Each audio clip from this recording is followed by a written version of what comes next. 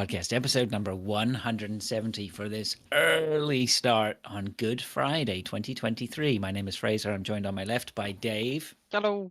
And on my right by Neil. Hello. Gents, are we well? Not bad. I'm very well, thank you very much. You should be well. Yeah.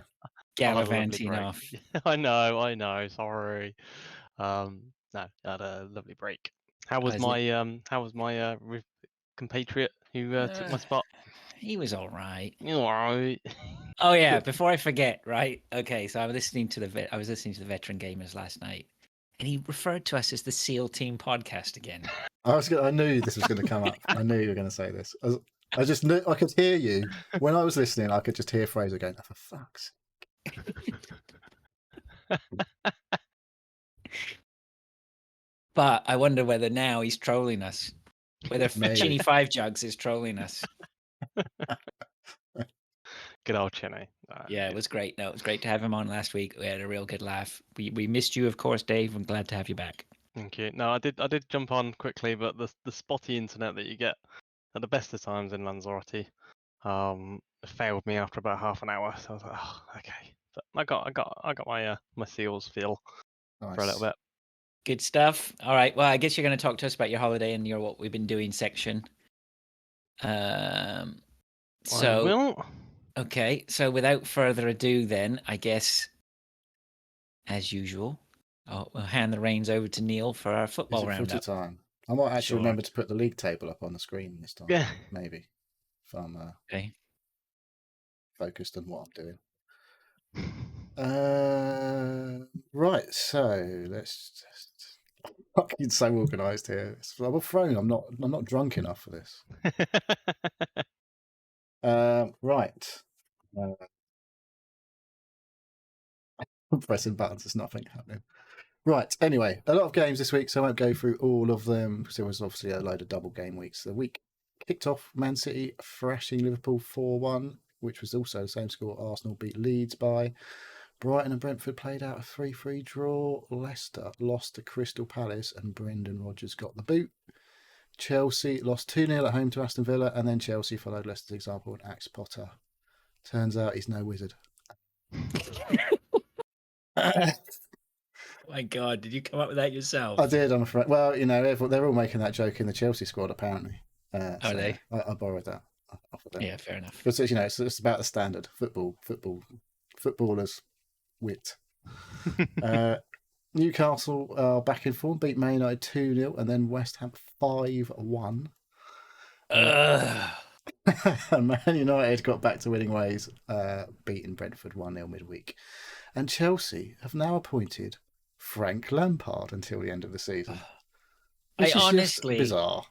Honestly, like there's been points with managerial changes and things. Like I haven't followed football. It's going to come as a shock to Neil, right? But I haven't been following football as hard as I used to. But like literally cannot keep up now. I literally cannot keep up. No, even with reading the football news, I have no idea what is going on anymore. Like it's just a gong show. Did they say, is it 11 managers, I think, have gone this season or something? Was it 11? Might even be more than that now. It's staggering. David Moyes is definitely on shaky ground after getting smashed 5-1 the other day. Here's a question. So mate, Potter's out.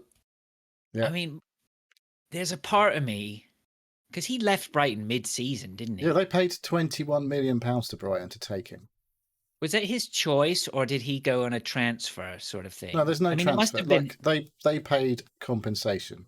Chelsea paid Brighton £21 million compensation to take their manager, and then promptly fired him 7 months later or whatever. Yeah, see, I think there's still a little bit of me, and I guess maybe maybe it's you're living in the past, or you know, like this is Chelsea we're talking about. Why? No, but I'm talking about Potter though, not Chelsea. It's like, why would you? You know, I think leaving your club mid-season. I know maybe the lure of the money and the fame and whatever, but I still think there's a little bit of. It's a big club, isn't it? They're in the Champions League. Yeah, but still, wouldn't you feel like, you know, you're going, you know, the lure of a big club? Are you suggesting there should be some loyalty or something? I think the lure of a big club shouldn't trump the loyalty to the small club. You Are know, you saying Brighton are a small club now? You said that. Brighton are a small club, like West Ham and Tottenham. Compared to Chelsea, you could say that. But yeah, been a crazy couple of weeks. Oh, now Dave's gone. Oh, Dave's gone. This is unusual. I had a power cut the other day, so maybe he's had one. Who knows? Yeah, there's all sorts of weird stuff going on. Oh well, hopefully he'll be back. Yes. Okay. Right. So shall I carry on to the scores, the individual point scorers, the players? Here he comes. Dave, what are you doing? No idea. Sorry. Dave just shut down his PC in disgust. I'm just sitting there. He's still on the Lanzarote Wi-Fi. Yeah, seems like it. No idea. Sorry. Right, so right, on to individual point scorers then. Callum Wilson of Newcastle scored 19 points, top scorer of the week.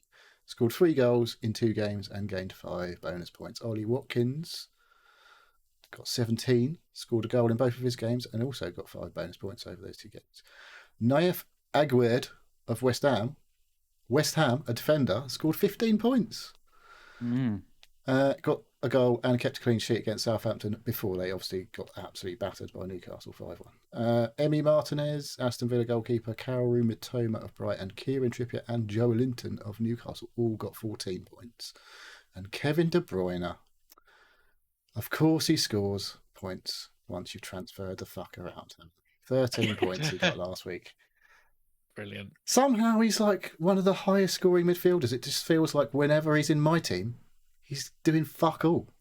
Welcome to my world. Yes, indeed. There's another player like that in my team last week who I captained. Only ever scores when I haven't got him. James Maddison. So, the top scorers in our league last week. Sam Hockley, 114 points. My son, Adam, got 113 points. And How many transfers did he put in? He only made 2 transfers, so he was on a -4. Sam Hockley was only 1 transfer. And then Joel Reeves got 111. But the minus points don't come on your weekly score, they come off your total. So, See, I saw my points of 74 and went, wow, done amazing. Looked at the rest of the table and was like, no. I saw Dave's 74 points and went, whew, I did a little bit better than him. Yeah. But not by much. wow. I played a bench boost and only got 104 points. Haaland Still obviously a good, didn't 104 score. is a good haul, though. It's okay. 104. It's okay. It's okay. And you're still catching up first. Yes. Yeah, the you top still 3. maintain ground on first. Top 3 now. Paul Davies, not quite on 1,800 points yet. 1,799. Got 91 points last week and took a -4, 2 transfers. I'm now still second, 1,776 points. 104 last week with a -4. And then Lord, still third on 1,756. It was before the second part of games. I was not happy. I was like, this is not going well. I think I'm not going to be catching up. But then it went okay. When was it? Brentford were playing Newcastle midweek. No, who was it? Oh, West Ham, wasn't it? Yeah, well, of course. Yeah, when West Ham scored, I was like, phew, because Paul Davies had 3 Newcastle defenders, so it was not looking great at one point on the Wednesday night, whatever it was. So looking forward, we've got a couple of normal weeks coming up. 30 and 31, everyone's playing just the one game. And then week 32, we've got Chelsea, Man United, Brighton and Man City not playing because it's FA Cup. However, in the next 2 midweeks, we have European games. So we've got Man City and Chelsea somehow still in the Champions League. And Man United in the Europa League, West Ham in the Europa Conference League. So they may have full fit squads, but you never know. They might rest a couple in the Prems, depending on how important they're finding the European games. I'm guessing Chelsea have to win the Champions League to get back in it next year. So maybe they sacrifice the Premier League games, I don't know. Focus on the Champions League to try and win that. Man City. For a third time. Yes, all right. Third time. Is that all? But yeah, Man United, I think, I don't know. They they could win the Europa League. Does that mean they get in the Champions League next year? Probably. I don't know. I don't even know how it works. I'm not sure you do if you win the Conference League, like West Ham. Not sure. So, just something to be aware of. Obviously, also with that in mind, you've got those games, potential for players to get injured and things like that. So, just don't make your transfers too early. All that sort of shenanigans. So, do you want to talk about your week? I didn't. I did put it on. Forgot. I mean, I can a little bit. I put my candle in the window for Salah. He did score straight away, but he didn't do much else over the next couple of games. I mean, I got I got points for him, so at least he got a goal. That was good. Generally, most of my other players were okay, but I mean, I got absolutely let down by Van Dijk in defence for Liverpool. Like he got a card. He didn't play, did he? One week, one of the games. Yeah, he didn't play he got left out of the second game, and then the first game he got a card and let in 4 goals. So I mean, there was no points from him. So he scored like on a double game week, scored me 0 points. It's just shocking. Yeah, that was about it. I mean, pretty much. You know what? My big take from the week was I read up on the lead up to that. I was reading up about Rashford and his injuries. I was reading up about Haaland and his injuries. And Haaland I got right, but Rashford I didn't get right. Well, you thought he wasn't going to play? I really didn't think Rashford was going to play. I thought he may play the second game. I really didn't think he'd play the first game. He didn't do much. He didn't do anything in the first game anyway, did he? I don't think. Don't think he scored in the second game. Well, I certainly didn't know that Bukayo Saka was apparently ill on the Friday last week, and he fucking didn't play. He played like 20 minutes. I was not impressed with that. I'd already seen that. I was like, Haaland, I thought he would play. Honestly thought it's like, he's just had a week off, basically, from not playing the internationals, and he'll be fine for City. It was definitely were a bit coy, old Pep saying about whether he was going to play or not. But yeah, he didn't play. And that was not a great start to my week. I was like, oh, for fuck's sake, there's Haaland. We're not playing already. My bench boost going down the pan. And then when I saw Saka wasn't playing, I was like, you what? But yeah, I could have gone better on the bench boost. But yeah, it certainly wasn't an absolute shit show like whatever it was. Actually, my free hit wasn't too bad either. I think I've played my chips okay. Just played my wild card too early. Second wild card. What about Davey boy then? Where's your head at, Dave, with stuff right now? I'll just scroll down a bit and see if we can find Dave on this. So I don't know. I had De Bruyne and Trippier in my team, so I was like, good points scorers there. But I can't pick a decent forward to reliably keep me in the points. And yeah, I've got no idea. You had a decent forward, but he was on your bench. Yeah. Who was that? Johnson. Well, you say decent. Yeah. Well, he scored 8 points. I'm not sure why it's more than his 2 forwards put together. Yeah, I put in Firmino. Is it Firmino? Firmino. What are you putting him in for? He's only played about 3 games all season. Yeah, I know. I don't know why. So yeah, but I will swap them over. Well, look, I mean, you scored 74. That's just slightly below average. That's fine, right? You put in a decent round there. You went up on all your leagues and cups and whatnot. Yeah. So you made good progress this week. Yeah, my son was going on about all his green arrows this week. Yeah, we have to acknowledge. I'm not here to kick Dave and his performance down the bottom. I'm here to try. It's all with good intention, Dave, and I think you're doing. I have done a swap today, so I put Grealish in and taken out. He's not going to play. I bet you anymore. That's probably I took out not Jensen, somebody else in my midfield. Foden. Foden. Yeah, he's not playing because he had his appendix out the other week. So should just run it off. I had my appendix out when I was a child, and I was told not to do anything for the entire school holidays because I had it out at the beginning of the summer holidays. And it was like you can't do anything for the whole summer holidays. I was like, yeah, all right. So I definitely didn't ride my bike or anything like that summer. Yeah. So there we go. All right. Okay. All right. Well, thanks again, Neil, for the footy update. Well done as usual. Thank you. Let's move on then to. Do we have any listener mail? Anything? We've just had a couple of tweets in. All right, what we got? Actually, I say a couple. Duke's responding to the pig thing. I don't know if you want to talk about the pig thing. There's something about the super pigs are going on. Well, Apparently, we have. I have to admit, I did answer him on it and said, "Be prepared for the super pigs that the Canadians are sending down to the States." But I didn't really watch the video. I didn't have time before we started. So as far as I got, I think there's some feral pigs or whatever that are running amok. Pigs. Isn't that what you needed an AR-15 for or something? Well, we don't have those up here. So that's why there's so many fucking pigs.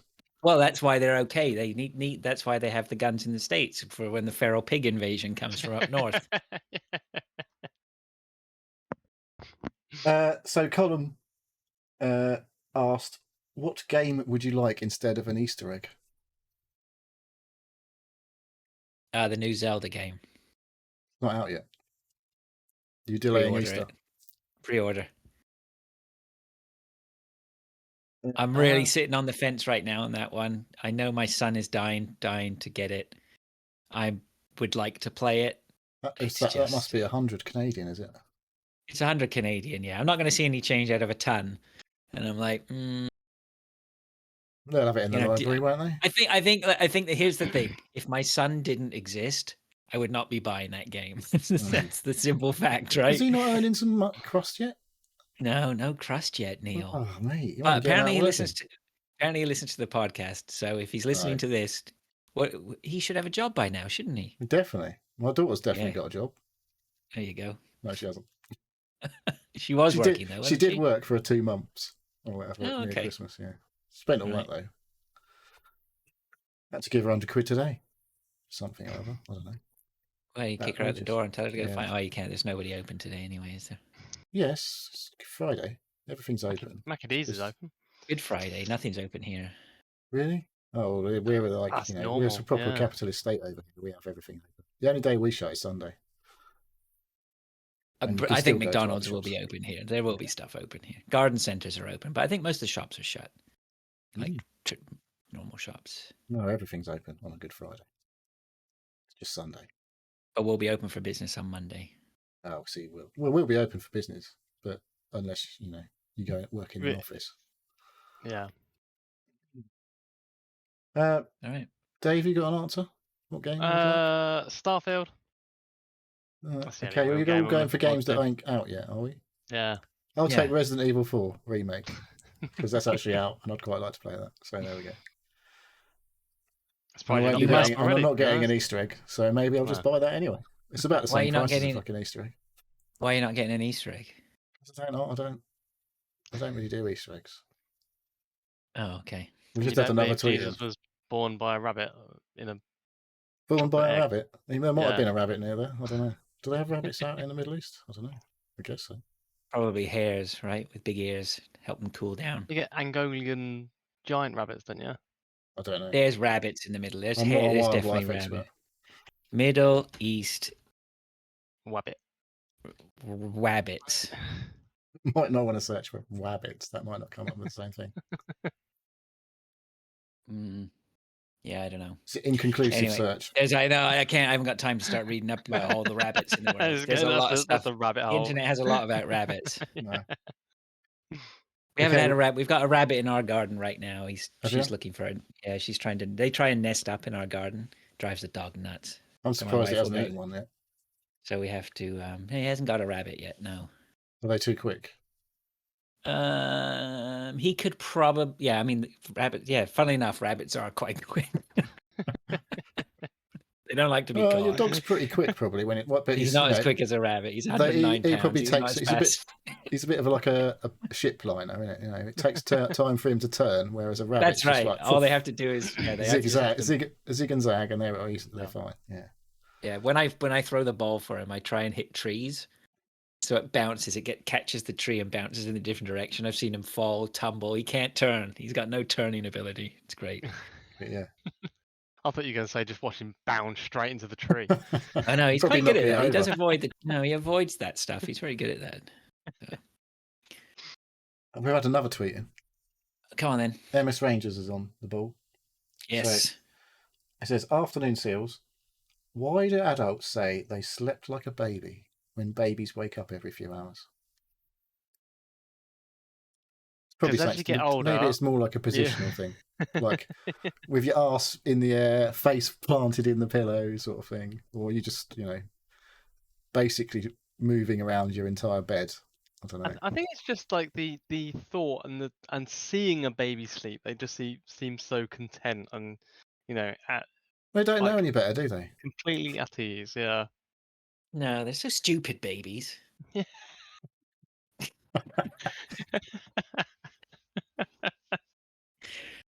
I was thinking about, actually, you mentioned that. It's interesting because I was thinking about naps the other day. And I was thinking, has the nap, I feel like my nap has evolved, not just because because I need some sleep and I'm tired, but I think as well, it's because I like to be awake early in the morning when the children aren't up. And so my nap that has like reminds me. basically has evolved as a means to avoid my children. I happened to see, I had a notification on Twitch the other week. Very early, it was about 9 o'clock in the morning or something over here, and you were DJing. I was like, it's like 4:30 in the morning or something where you are. Yeah, probably. And I was like, clearly you haven't been up all night because you don't do I that did kind not of stay shit. up till 4 a.m. No, no, I got up at 4 or 5 a.m. and did a test stream. Yeah. Wow. That's commitment. I love Yeah, it. I love that time of day. There's nothing going on. It's great. I love the mornings. Apparently people are DJing. The Spanish have it right. They have the siestas, don't they? So up early in the morning. It don't have to be Spanish to have a siesta. No, but I think the idea of a siesta has evolved from the Spanish. I remember.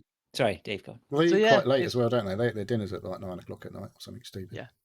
Yeah. When it's Well, I remember going to stay with my friend in Milan, and he was like, "Okay, it's the afternoon time. It's time for a nap." That's because all their And- shops shut at 4 o'clock or something, don't they? Well, everything was shut. Yeah, like everything just shuts down in the middle of the day. But the brilliant thing was he had these proper shutters that he brought down over the windows and just turned everything pitch black in the house. Right, Nice. and it was that just made having a nap so easy. Do you have a coffee nap when you nap? Like you have a coffee before you nap so you don't sleep too long, so it wakes you I up do. within like That's half my. an hour. That's my. Yeah. Yeah. No. I have a really strong coffee. Normally about 12 o'clock, 12:30, and then I have lunch at 1:30. So I have a shut eye for half hour, and then I'm rosy again at 2. Nice. He's got that down pat, hasn't he? Anyway, Funny enough, we've gone slightly off need a track here nap. because there's more questions coming. Oh, okay. I don't need a nap if I'm not working. It's when I'm working I need a nap in a day. Yeah. Yeah. My sleep pattern's It's just completely good fucked for now, you, so- right? Yeah, it's funny, Dave. I'm the same. If I, round about sort of 1, 2 o'clock after lunch, like just grab a quick 15-minute shut eye, and then I'm regenerated for the afternoon. Yep. We got more coming in then, Neil. We've got questions in the Twitch chat and we've got finish from MS Rangers. So he says, is the Bible kept in the fiction or non-fiction section of libraries? I think it's probably got its own section. I Well, wouldn't know. How controversial are we do going they to have be? Bibles in the library? Controversial? I mean, Oh, it should be. I it don't should- even think the church say it's non-fiction. It's to be taken like. What does Dewey Decimal say about it? What? Dewey Decimal, that's the guy who just all the numbers in the library. That's how they organise everything by subject. I'm not sure. They've all I'm got looking numbers. Bible underneath my library thing. The hormone balance Bible, the Mhm. vagina Bible. Okay. I definitely don't think that was in the church. Yeah, the I instant think air it fryer just- Bible. I think it Oh. just gets put under religion. I think religion is its own Yeah, section. I think it's got its own section. But yeah, we all know where it should be. Instant pot Bible. Okay. We're going to carry on with naming different types of Bible now. No. It says, is it true that cannibals don't like eating clowns because they taste They funny? taste funny. Actually, that Thank is you my and good go-to. night. If you ask my kids, they all the time, whenever they just go, "Dad, you know what's funny?" I always go, "Clowns." They go, "No, it's not clowns." Well, they're not funny though, are they? Either. They're the least funny thing I've ever seen that is supposed to be funny. Anyway, Neil the sorry Clown to any House. clowns that are actually listening. You're a massive You're not clown funny. listener. Clown listener. They live in the sewer and eat children. Whatever. I did say that to the missus the other day. It's like clowns became not funny after I watched it when I was about 10. Oh, it was it. I was done before then. I was Poltergeist finished me off for clowns. I don't Remember remember where there he's being in? clowns. I in don't some remember. Oh, he's Poltergeist. in his bedroom and there's a clown sitting on the chair.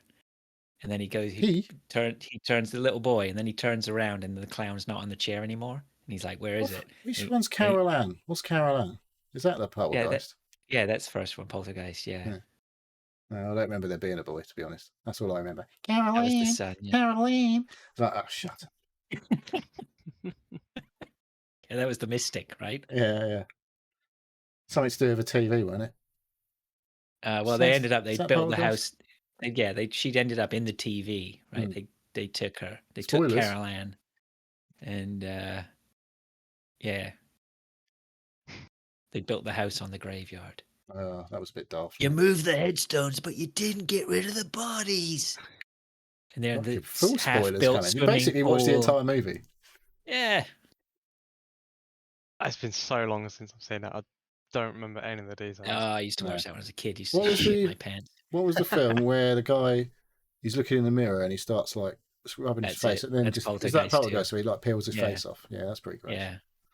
And the Probably looks slab well of, shit and the these days. meat starts moving across the steak, starts moving across the countertop, and then explodes. It's full with of maggots. Yeah. Nice. Yeah. Oh, I tell you what I classic. watched the other day that talking about films and weird things. The Thing Oh, yeah. was surprisingly gruesome. It's supposed to be Oh, pretty I good though. remember it. Oh, It's it a is. full on. What, It's the first one? amazing. You've never seen the first one? I'd seen it, but I'd Oh, forgotten Dead how Neil not good seen it it. was. I think I saw it a long time. It's one of those things like Oh, I think it's one of brilliant. those on quite late at night, so I probably fell asleep Hmm. because I was quite small Yeah. when I watched it. It's actually really well done. it is And a the very same, good- I'd watched it a long time ago, probably very late at night. I was like, oh, okay, I'll pop it on, watched it with the missus, and yeah, it's surprisingly gruesome. Not in the way that like Who's a in the lot thing? of TV Who's in it? films are now. Oh fucking hell. It's what's his face, isn't it? Yeah, you know. Oh yeah, Big obviously. Trouble. Trouble in Little China. Kurt, What's Yeah. his Kurt face? Russell. That's Kurt it. Russell. That's it. Yeah. Yeah. But yeah, just going off random films and how gory they look. Any more questions? Questions from the Twitch chat.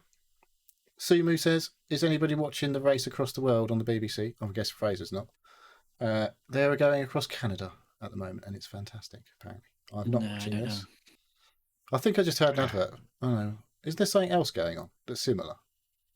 I don't know. I heard an advert for something on the radio where they've got to get around with no money and no planes or something. I don't know if that's what that is. Anyway, yeah, I ain't really watched any telly. I have. We Yeah. can come to that in a second. Mint Any other Safe questions? says, "Nice early show today. Is this because you're all getting hammered later?" I don't know about later. I'm already on it. I actually found some beers that I'd forgotten about in the in my fridge. Nice. I've completely forgot I bought them last week and well not last week, the week before, and didn't drink them. So you started Beautiful. already, have you? That was no, not yet. I'm gonna hit it later. Are we hooking up for some video games later? Maybe. Oh, definitely. Dave, when are you coming in for the hunt? Didn't you buy it again? Yeah, I've had it for like a couple of weeks now. Oh, we'll We get need to get you on the Battlestar Galactica because it's online PvP turn-based thing. Should we? It's free. Yeah. Okay. It's good entry price. Price is right. Yep. It's got Okay. good All right. We'll reviews. have. Has it? Okay. We'll Yeah. have to have a look at that then. If it's something we can all get on board with, that could be a laugh. Free till the 9th of April on Steam. All right. We'll have a look at that today then. This Yeah. afternoon when we're all getting hammered. Yes. I think that is us done for the time being. We might get something else in, you never know. All right. Let's move on to what we've been doing then. Thank you all for the questions, by the way. Appreciate it. Yeah. All right. Anybody want to start? What are we doing? I don't know where we are. I think we've lost What's Dave going again. on? Dave's Yeah, gone looks like either it. full on weird He's psycho in my He's just fully It's just frozen. frozen with a Joker smile on my screen. Sumu says he's got Battlestar. So yeah, let's get on it. Okay. All right. Well, I have to have a look at that then. All right. I'll start anyway. The first thing I'll talk about is I bought my headphones. I didn't bought those. I sent my AirPods back and bought some Sennheiser HD 280s. I think some headphones. What are they like? I bought- Wireless buds things? No. They're proper big, full-on wired Okay. cans, right? Fat cans. Yeah, fat cans, very nice, beautiful sounding. Very impressed. Very impressed. So this week there's been a lot of just sitting on the sofa. Closed back or open back? Closed back. So you Yeah. can't hear anything else. No, You can't hear anyone screaming at you. No, they're very good at isolating you from the rest of the world. And I listened to a couple of albums, and they were just great. It was great, really nice to listen to. Where are you listening on? Plugging them into what exactly? I had them plugged into my stereo. I did two things. I plugged them into I used them for mixing, so I have them plugged into my mixing desk. So I was listening to them through that. But then I also I have another CD player, so I snuck the CD player under my bed upstairs. I don't think my wife's seen it yet. And then I plug the headphones into the giant CD player. cans in bed. Well, she can see the cans, yeah, but not the CD player that's under the bed. She just thinks you're wearing some ear defenders. Yeah, so that was so I've been listening to them in a couple of places. I don't think I've tried them on an iPad, but they seem to be very easy to drive. So I would be very surprised if they don't sound good off a PC or an iPad. But because they're sealed, like they're so they're very good sealed and closed back. They should sound like pretty leathery on your head, or is it leathery on my head? Yes, yeah. I guess that bit, whatever that bit's called. What's that bit called? Cups? Are they cups? The cups, yeah, the foam pads. I don't know, but I'm looking forward to trying them out on the plane if they can keep me like more isolated than what I've used before. So anyway, they're nice. It'll be great while you're watching your porn on the plane. No one can be hearing that disgusted murmuring I have no from idea the next to what you are talking about. What else? Yes. So my friend Christian there, he in the chat suggested The Leftovers. He called it the GOAT, the greatest of all time series. So I committed to starting The Leftovers. Pretty weird, isn't it? Yeah. So, okay, I made a classic error in that I said to my wife, I've got a new series for us to watch. Christian says it's fantastic. We're going to sit and we're going to watch it. But because I had it on a USB stick. I had to watch it downstairs. I have no way to watch it upstairs. So we put that on downstairs, where both my children happen to be in the room as well. I can't remember. Is this the first? I don't know what happened in the first episode. I can't recite that song since I watched it. Not that anything particular. I mean, there's loads that happens in the first episode. But anyway, the bottom line is it didn't go down very well. My wife really didn't like it. It's definitely not kid friendly by any means. There was C-bombs being dropped and whatever and quite explicit teenage activity going on. And overall, here's the thing, Christian, because I'll talk to you directly on this. It's that the premise of it looks interesting. So the premise is that a percentage of the population just vanished overnight. They got raptured. Yeah, whatever happened, I still don't know. I'm only one episode in. I watched the whole episode. My wife made it 15 minutes. I continued watching and watched the rest of it later on. I definitely watched the first series. Did you? You watched the whole series? I watched the first series. Okay. Yeah. And should I stick at it? Well, I don't think I watched anything more than the first series, but it's definitely weird. Yeah, my problem with it is that it tried to shock us too much in the first episode. So there's lots of, it's not the fact that it's just jump scares, although there are jump scares. It's just like every time there's a flashback or every time there's a reference to something or a bit of or somebody they want to show you something that happened, they have to show you something that's shocking, right? There's one bit where the guy has obviously he's lost his wife, left him, so he had an affair or whatever like that. You know, they could have just somehow told you that he was having an affair and his wife left him. But instead they cut to the fact they just cut to a sudden he's banging her in bed, going 100 miles an hour, banging her in bed, and it's super loud and in your face, right? Slaps you. And it's like that became very tiresome after a while in that first episode. Bit old for and that malarkey now, aren't you? I've been old for that malarkey for a long time, I think. I don't know. Maybe it's just me, but I've never got on well with shocking for the sake of shocking's sake, and I feel like it's doing a lot of that. But so I couldn't watch that with my wife. She is not into that at all. Like it was just stick your headphones on and watch it on something else. Yeah, but even then when I sort of finished and was just watching it on my own, it was like they just didn't let up, right? And I'm okay with that. If that's the way it is, fine. That's the nature of it. But can I continue it? I'm not sure. I think I'm going to dive into the second one and see if it just suddenly just relaxes a little bit and gives me a story to get my teeth into. But if it's going to be another episode where they expect me to go to the playground at school the next day and say, "Did you see what happened in there? They did that bit and they did that bit, and I saw some tits and all this sort of stuff," right? Maybe I should watch it again. So sorry, Christian, mate. So far, the jury is hardcore out for me, and definitely the jury has said guilty by my wife. She just said no way. So I'm not sure on that one. That's The Leftovers, but I have got the whole series that I've got it accessed by whatever means. A la Mike Chin. Legitimately downloaded. Yeah, so I'll take a look at the second one and see how we get on. Anyway, so that was put to the side. But what we did then fire up, which my wife was very happy to watch, was Ted Lasso, because season 3 of Ted Lasso is out on Apple. You got Apple now? I had it for the month. Yeah, I just canceled the subscription to make sure it doesn't roll over.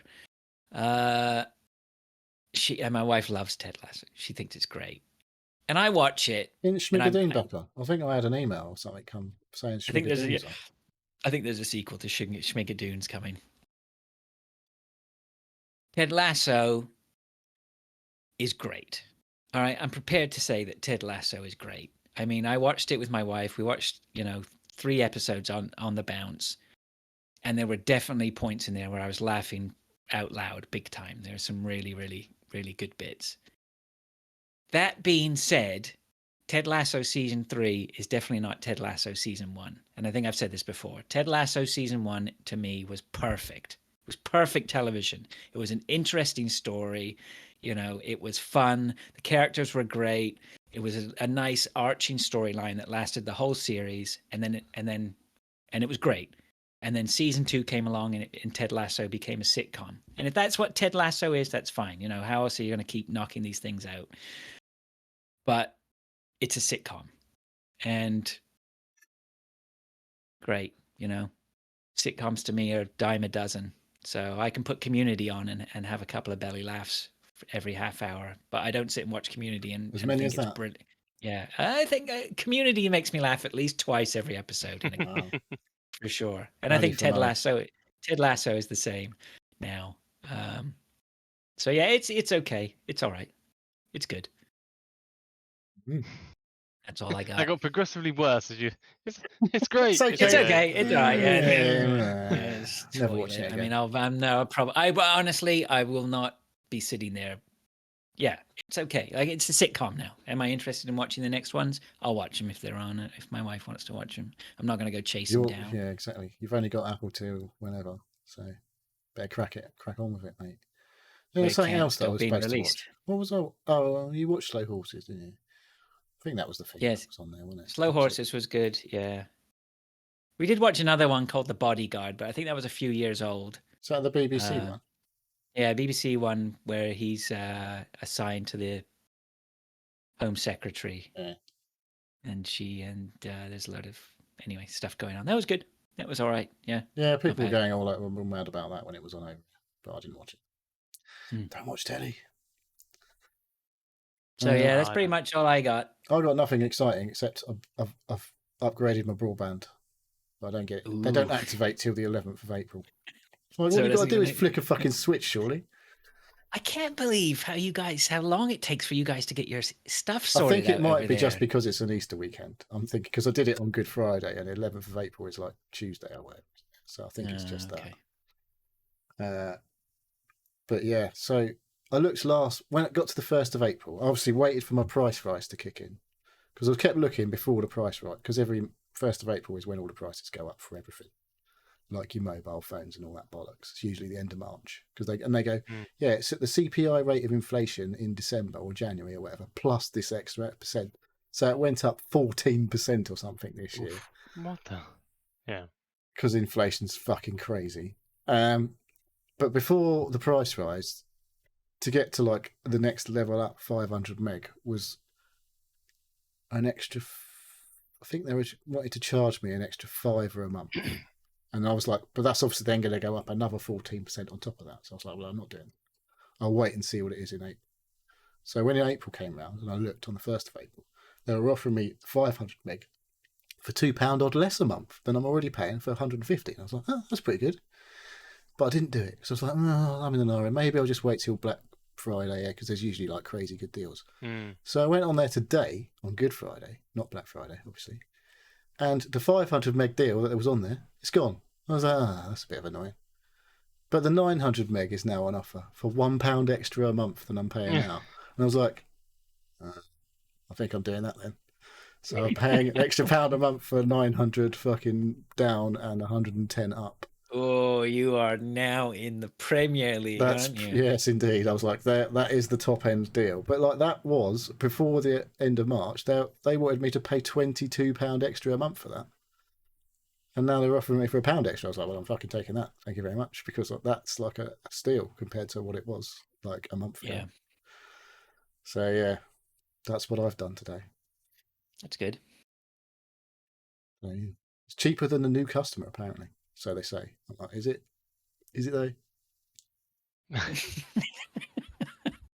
Don't appear to be getting £100 credit on anything else or Amazon gift card. Don't believe or a word out of their mouths.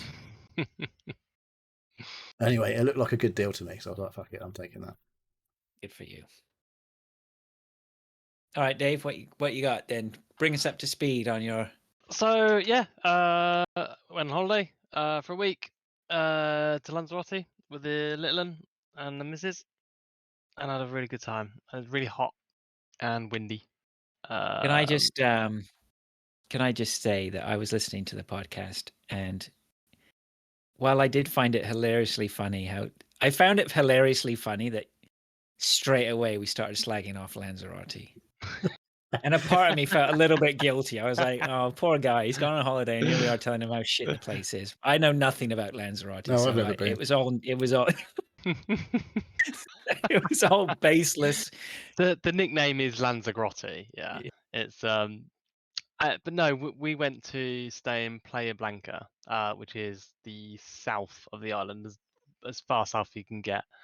Absolutely beautiful. Do they have actual like sandy coloured sand there then? Yeah, sandy coloured sand. Yes, I thought it was all like black ash everywhere. No. Not ash, obviously, but like black sand. Because yeah, it's all like volcanic everywhere.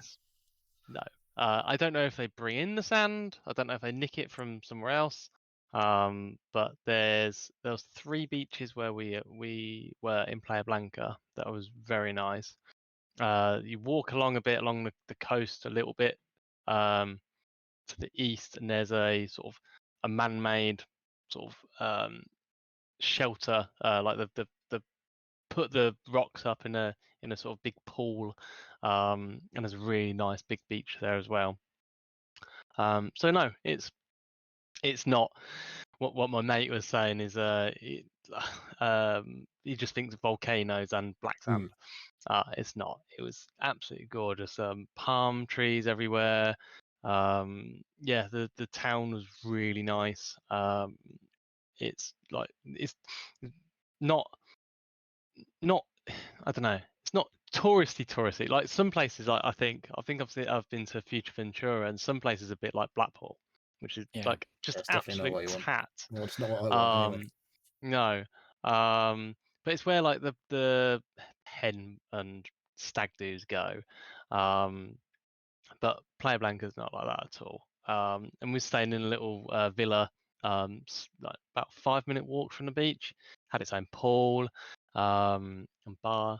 So yeah, to be honest, we spent most of the days around the villa and the pool, and then in the evenings, and sometimes by the beaches or just walking around or going to pubs or restaurants and stuff like that. It's absolutely gorgeous. But a week's enough. How'd your little one get on? Did she make any friends when she was there? Or? Not really. She's 12. She's too cool to be. And you're in a villa as well. Yeah. So So yeah, no, she was fine. She was just fine, like just jumping in and out of pool, and sitting by it and listening to her music and stuff. But yeah, so she didn't make friends, but she was being friendly with other people. There were other children around that age. I suspect it's being her age. She's 12, coming on 13. Until like they start sort of drinking age, or a bit younger than drinking age, then like they'll start making friends again. Or if she was younger, but she's a bit of a weird age that she's at the moment. But no, I've been on holiday before, and yeah, like instantly made friends and buggered off, and it's like, oh, okay, fine. But yeah, no, this one, no, she was just sort of just hanging about, but it was no trouble on us. So yeah, it was Well, lovely. that's good. Very nice. Before we actually went on holiday, I picked up. I was looking at some headphones, and I was looking in the duty-free shops, and there was like some really expensive, like 150 quid pairs, and I'm like, God, they're ridiculous. One of the pairs they shown was a Belkin Soundform. It was 30 quid. Are these the wireless earbuds? The wireless ones, yeah. Yeah, I'm looking at those. Yeah, for 30 quid. I bought a pair for. Actually, I was listening to them for a day or two, and because they're 30 quid, I was like, "Hey, you go, Belle, you can just have them." And she was happy as Larry. They come in a little case, like coming with 24 hours charge. Sounds fine. do they look like AirPods with the little stalks, or are they just like in your ear jobs? No, they look just little stalky bits. Oh, are they the ones I'm looking at? Look more in-ear ones. There's two sorts. Yeah, no, I think it's the Soundform Mini ones that we picked up. Oh, or the Soundform Flow. Could be. I don't know. Soundform Rise. Oh, I see. Okay. Anyway, I might have a look at those because I'm looking at. It's literally just a cheap pair of stuff to stick in your ear. Because I was looking at wired ones, and they're I'm really just not sure about sticking cheap stuff in my ear. Well, I don't like. Well, cheap headphones. How about less expensive? Yeah, because I was looking at Sony ones and stuff in the shop. It's 150 quid. Yeah, I got some Sony ones, but they keep falling out. They're a bit heavy. Really? But I just couldn't. They sound amazing. Yeah. But you just have to lay on your side. Yeah, well, it's like there's no like hooks on them, right. So it's literally just like the little bit of silicone, whatever, that goes in your ear. That's basically all that's holding it, and it kind of sits on your parts of your ear. But everyone's ears are different, aren't they? So it's very difficult to make a pair of fucking wireless earbuds that literally fit everybody. Yeah. And I find that they gradually work their way out on my. It's a shame because I do really like the way they sound. But my Samsung Buds Live, which were free with my wife's phone, they're not amazing, but they just fit in my ear. There's no they're like kidney bean shaped, I guess, but a bit bigger than a kidney bean, more like a butter bean maybe. But they just slot in, and they're just really good in terms of the fit. And I don't really notice they're there, apart from the fact I can't hear anyone talking to me. See, I'm all aboard putting beans in my ears. That sounds much better, especially a butter bean. Yeah. In fact, I think I'd quite like to put a butter bean in my ear. Well, if you just try one, you'll know exactly what it's like to wear some Galaxy Buds. Well, see, I only get on with the the AirPods. apples, Yeah. the ones that sort of See, sit in the ear, not those push in things. down the canal. Like the ones with the rubber bits that push in your canal, they always Yeah. pop out of one of my ears. One of my ears does not like them. Yeah, well, those ones like the old-fashioned wired Apple headphones, they used to make my ears hurt. Like where they would sit, they just like it would just be uncomfortable after about an hour, and I was just like, these annoying. So I'm a bit like, I don't know if I really want AirPods because they look pretty similar. But I did notice that Richer Sounds are having a big sale, Dave. Yes, I saw some of the stuff I was looking at have actually gone up in price Oh since I no! was looking. So yeah. Well, they Well, I have was some thinking- nice looking Denon Apple AirPod looking things for £100. I was like, they look quite nice. They say Denon down the side instead of Apple. Okay. Ooh, fancy. Yeah. I was thinking of you this week, Dave. I saw somebody not far from me selling a what was it? Receiver? I think it was a Pioneer Elite receiver for absolute. I would have not tried to knock him down a little bit on it, but even so, the price Obviously. the price was pretty good for like a 6-year-old Right. 7.2 surround. And the Pioneer Elites are like top of the, getting up there, top of the range. Oh, I was tempted. Well, I just to have buy no need for it, absolutely no literally, need. I'm trying to be good. I'm like, do I need that? And they absolutely do not need that, even as good as it was. I was looking on that Richer Sound sale. There's a Marantz receiver on there, and I like to look at the back. Like I like to know what it looks like at the front, and I'm like, yeah, that's I like it to look Back nice. tells at the you front. what's going But then I on. looked at the back, and there was just like speaker outputs the entire way along the back. I was like, 1, 2, 3, 4, 5, 6, 7, 8, 9, 10, 11. Fucking hell, that's a lot of speakers you can plug into that thing. It was big. And it was about £1,400. So I was like, no, don't need that. Yeah, that's it. These Easter extravaganza is no, not even worth looking at. Not at the moment anyway. I don't know if anybody's tried those bone vibrating headphones. No. I think they She's work. got like these I things, don't think sports band things. Right. I don't know if they're the same thing. I think they work, Dave. I just don't think. I don't think they're going to replace a decent set of earbuds or headphones. Not sure I in want my terms head of quality or shaking that quality. much. No, I think they have their place, and I don't know what that place is. I suppose if your hearing's not very good, then it vibrate in your head. Maybe.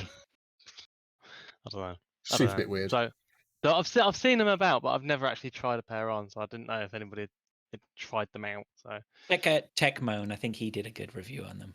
Who? Techmoan. Techmoan. Yeah, on YouTube. You never seen Techmoan? No. He's always good. He's good to watch. Yeah. Especially if you like hi-fi. Yeah. What else? Oh, I read a book. Nice. It was a book that my missus got me about a year ago. Well, a year and a bit ago at Christmas, but I hadn't actually read it. Dave Grohl, The Storyteller.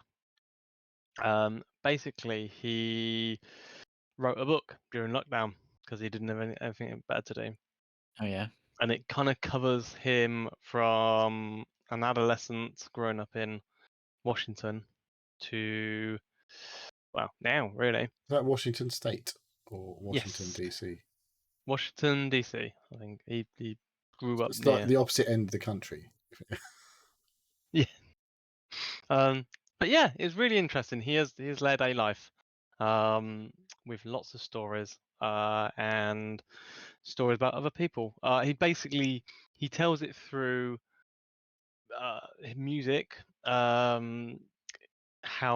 sort of what music means to him, and how music connects him to other people, and the stories that go along with it. How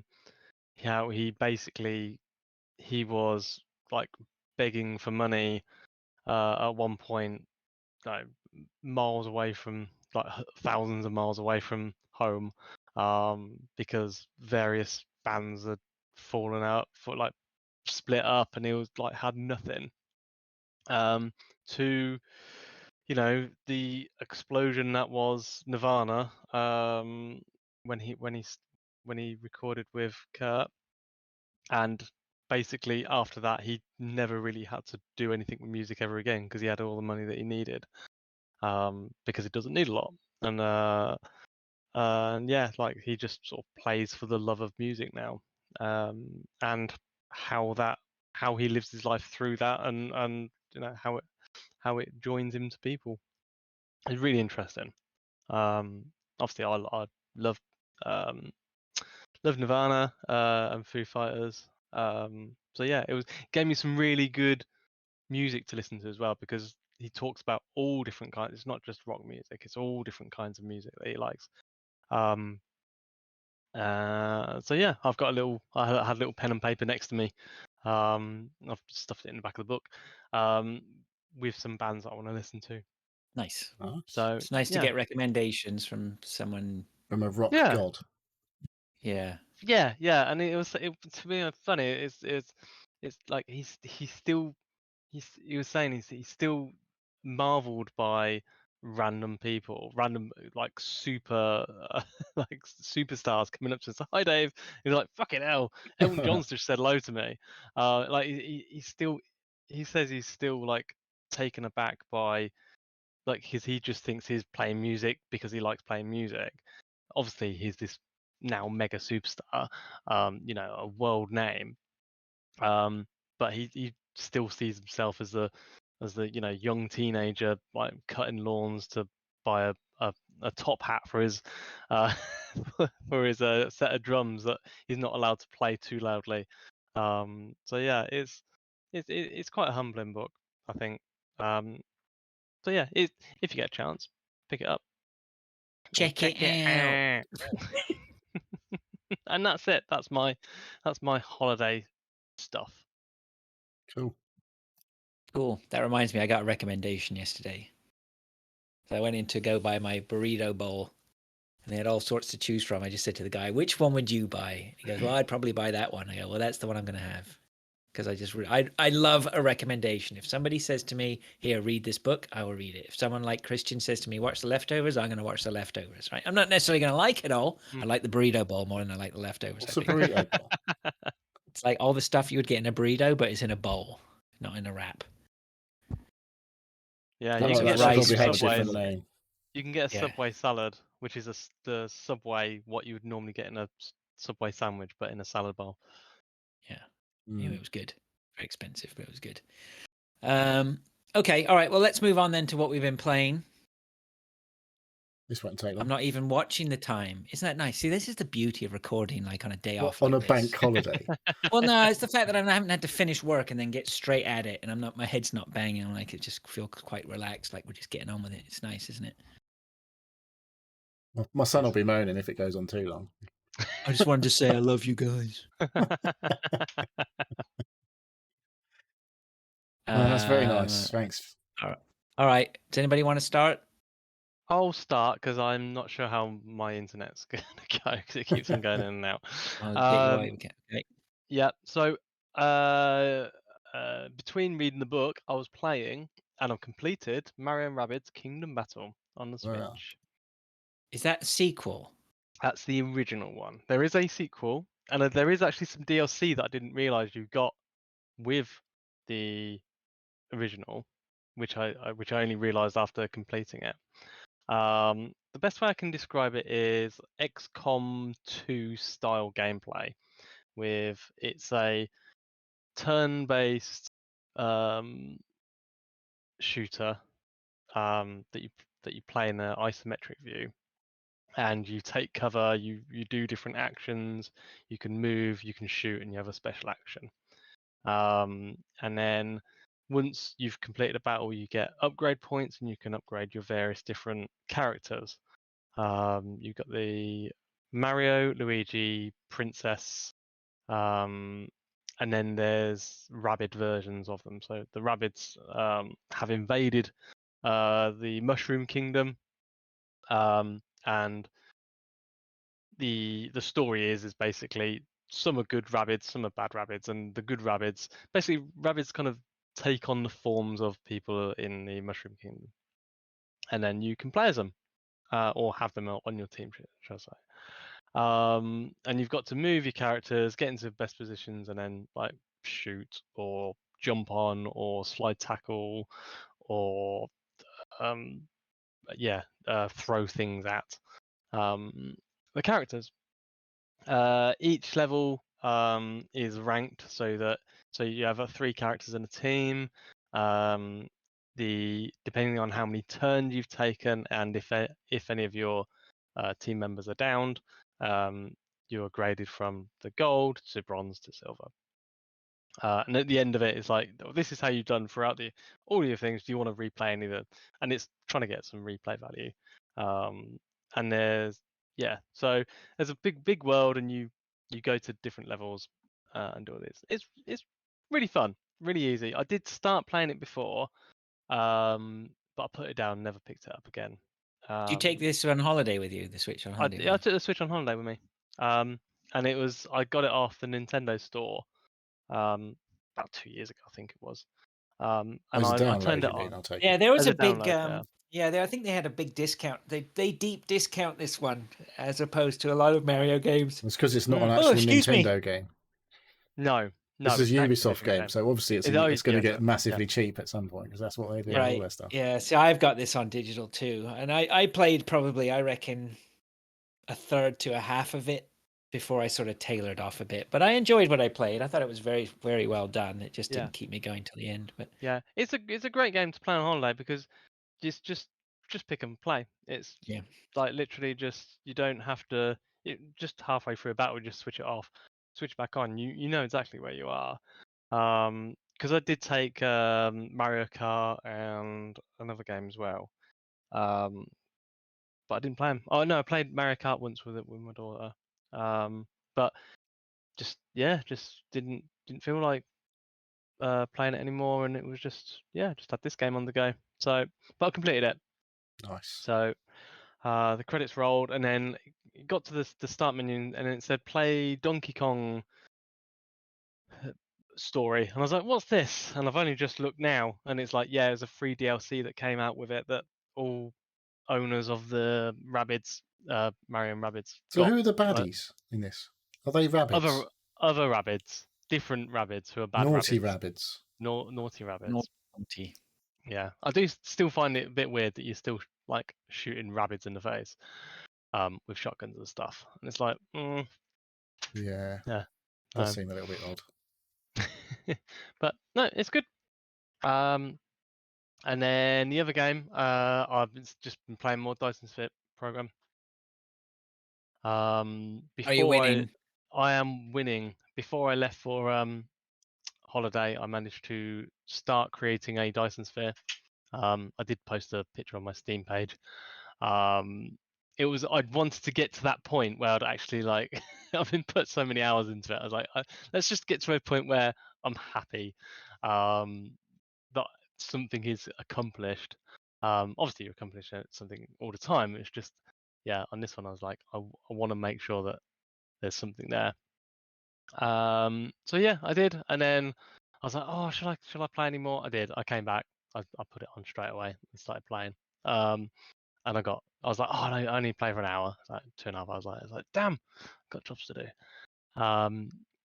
So I'll continue to play that. And then that's it, really. Not much more gaming from me. Well, considering you've had a week off, holiday. Yeah. Yeah, so did all right. Okay, shall I go next then? If you want.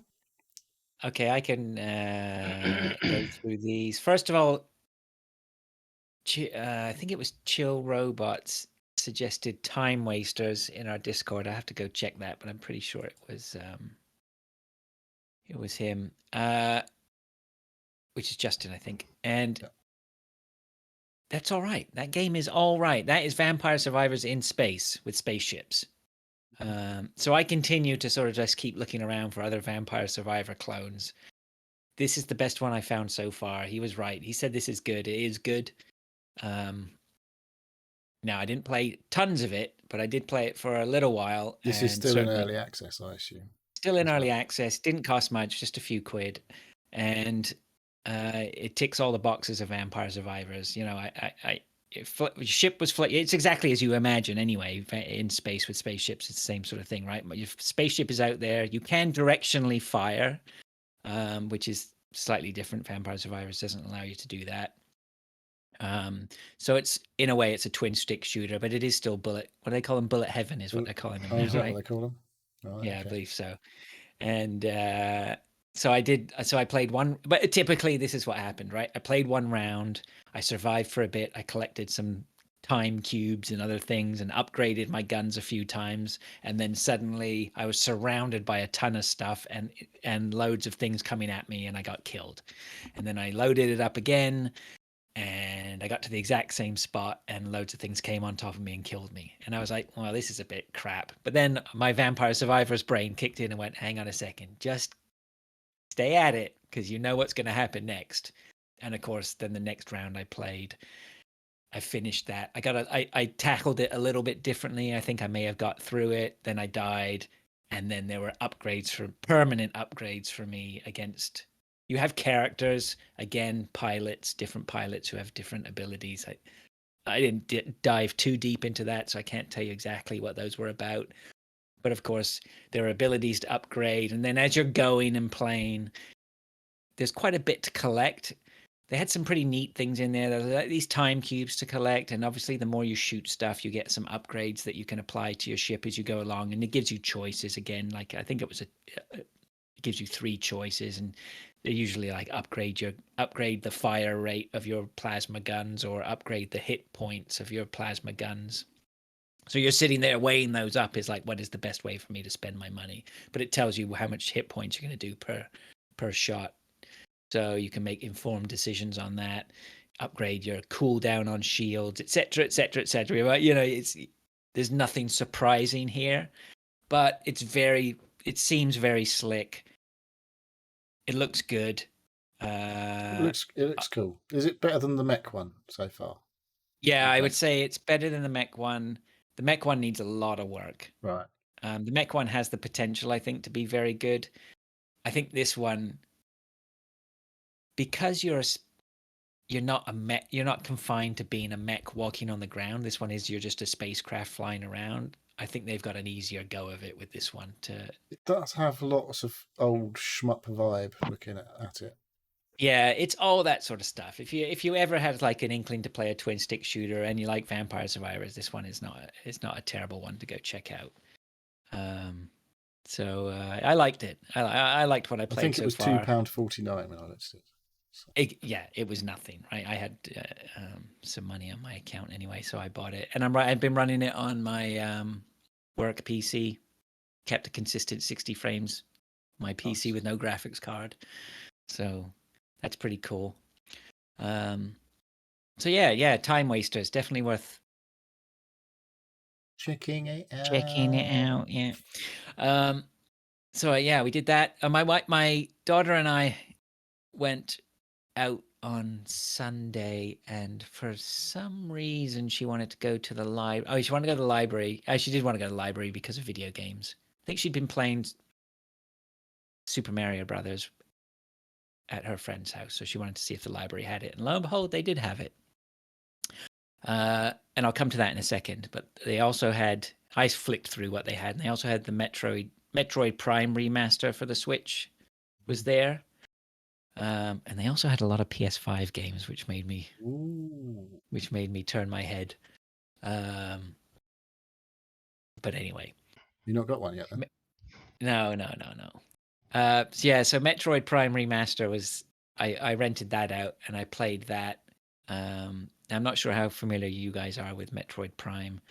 I loved it back in the day when it first came out on the GameCube. I was all over that. I thought it was just brilliant. To me, it blew my mind. That would have been up there in one of my Game of the Years back then. Absolutely no questions asked. I thought it's just Metroid Prime to me sits there with games like Zelda and Metal Gear, of just games that transition to 3 dimensions phenomenally. Like it's just Metroid Prime to me was just a brilliant game. Now, that being said, old games are old. Let's not forget that, right? So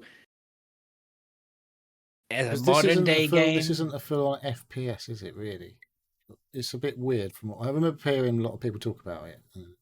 The remaster. It's an adventure game more than really a first-person shooter. I mean, It's in you a do have first-person perspective, that's for sure. yeah, and you do have some things to fight, but it really is more just a three-dimensional platformer with some PvE. Yeah, I think First-person people were mentioning platformer the with way you aim being a bit not like a normal FPS. You lock onto yeah, targets and things like that.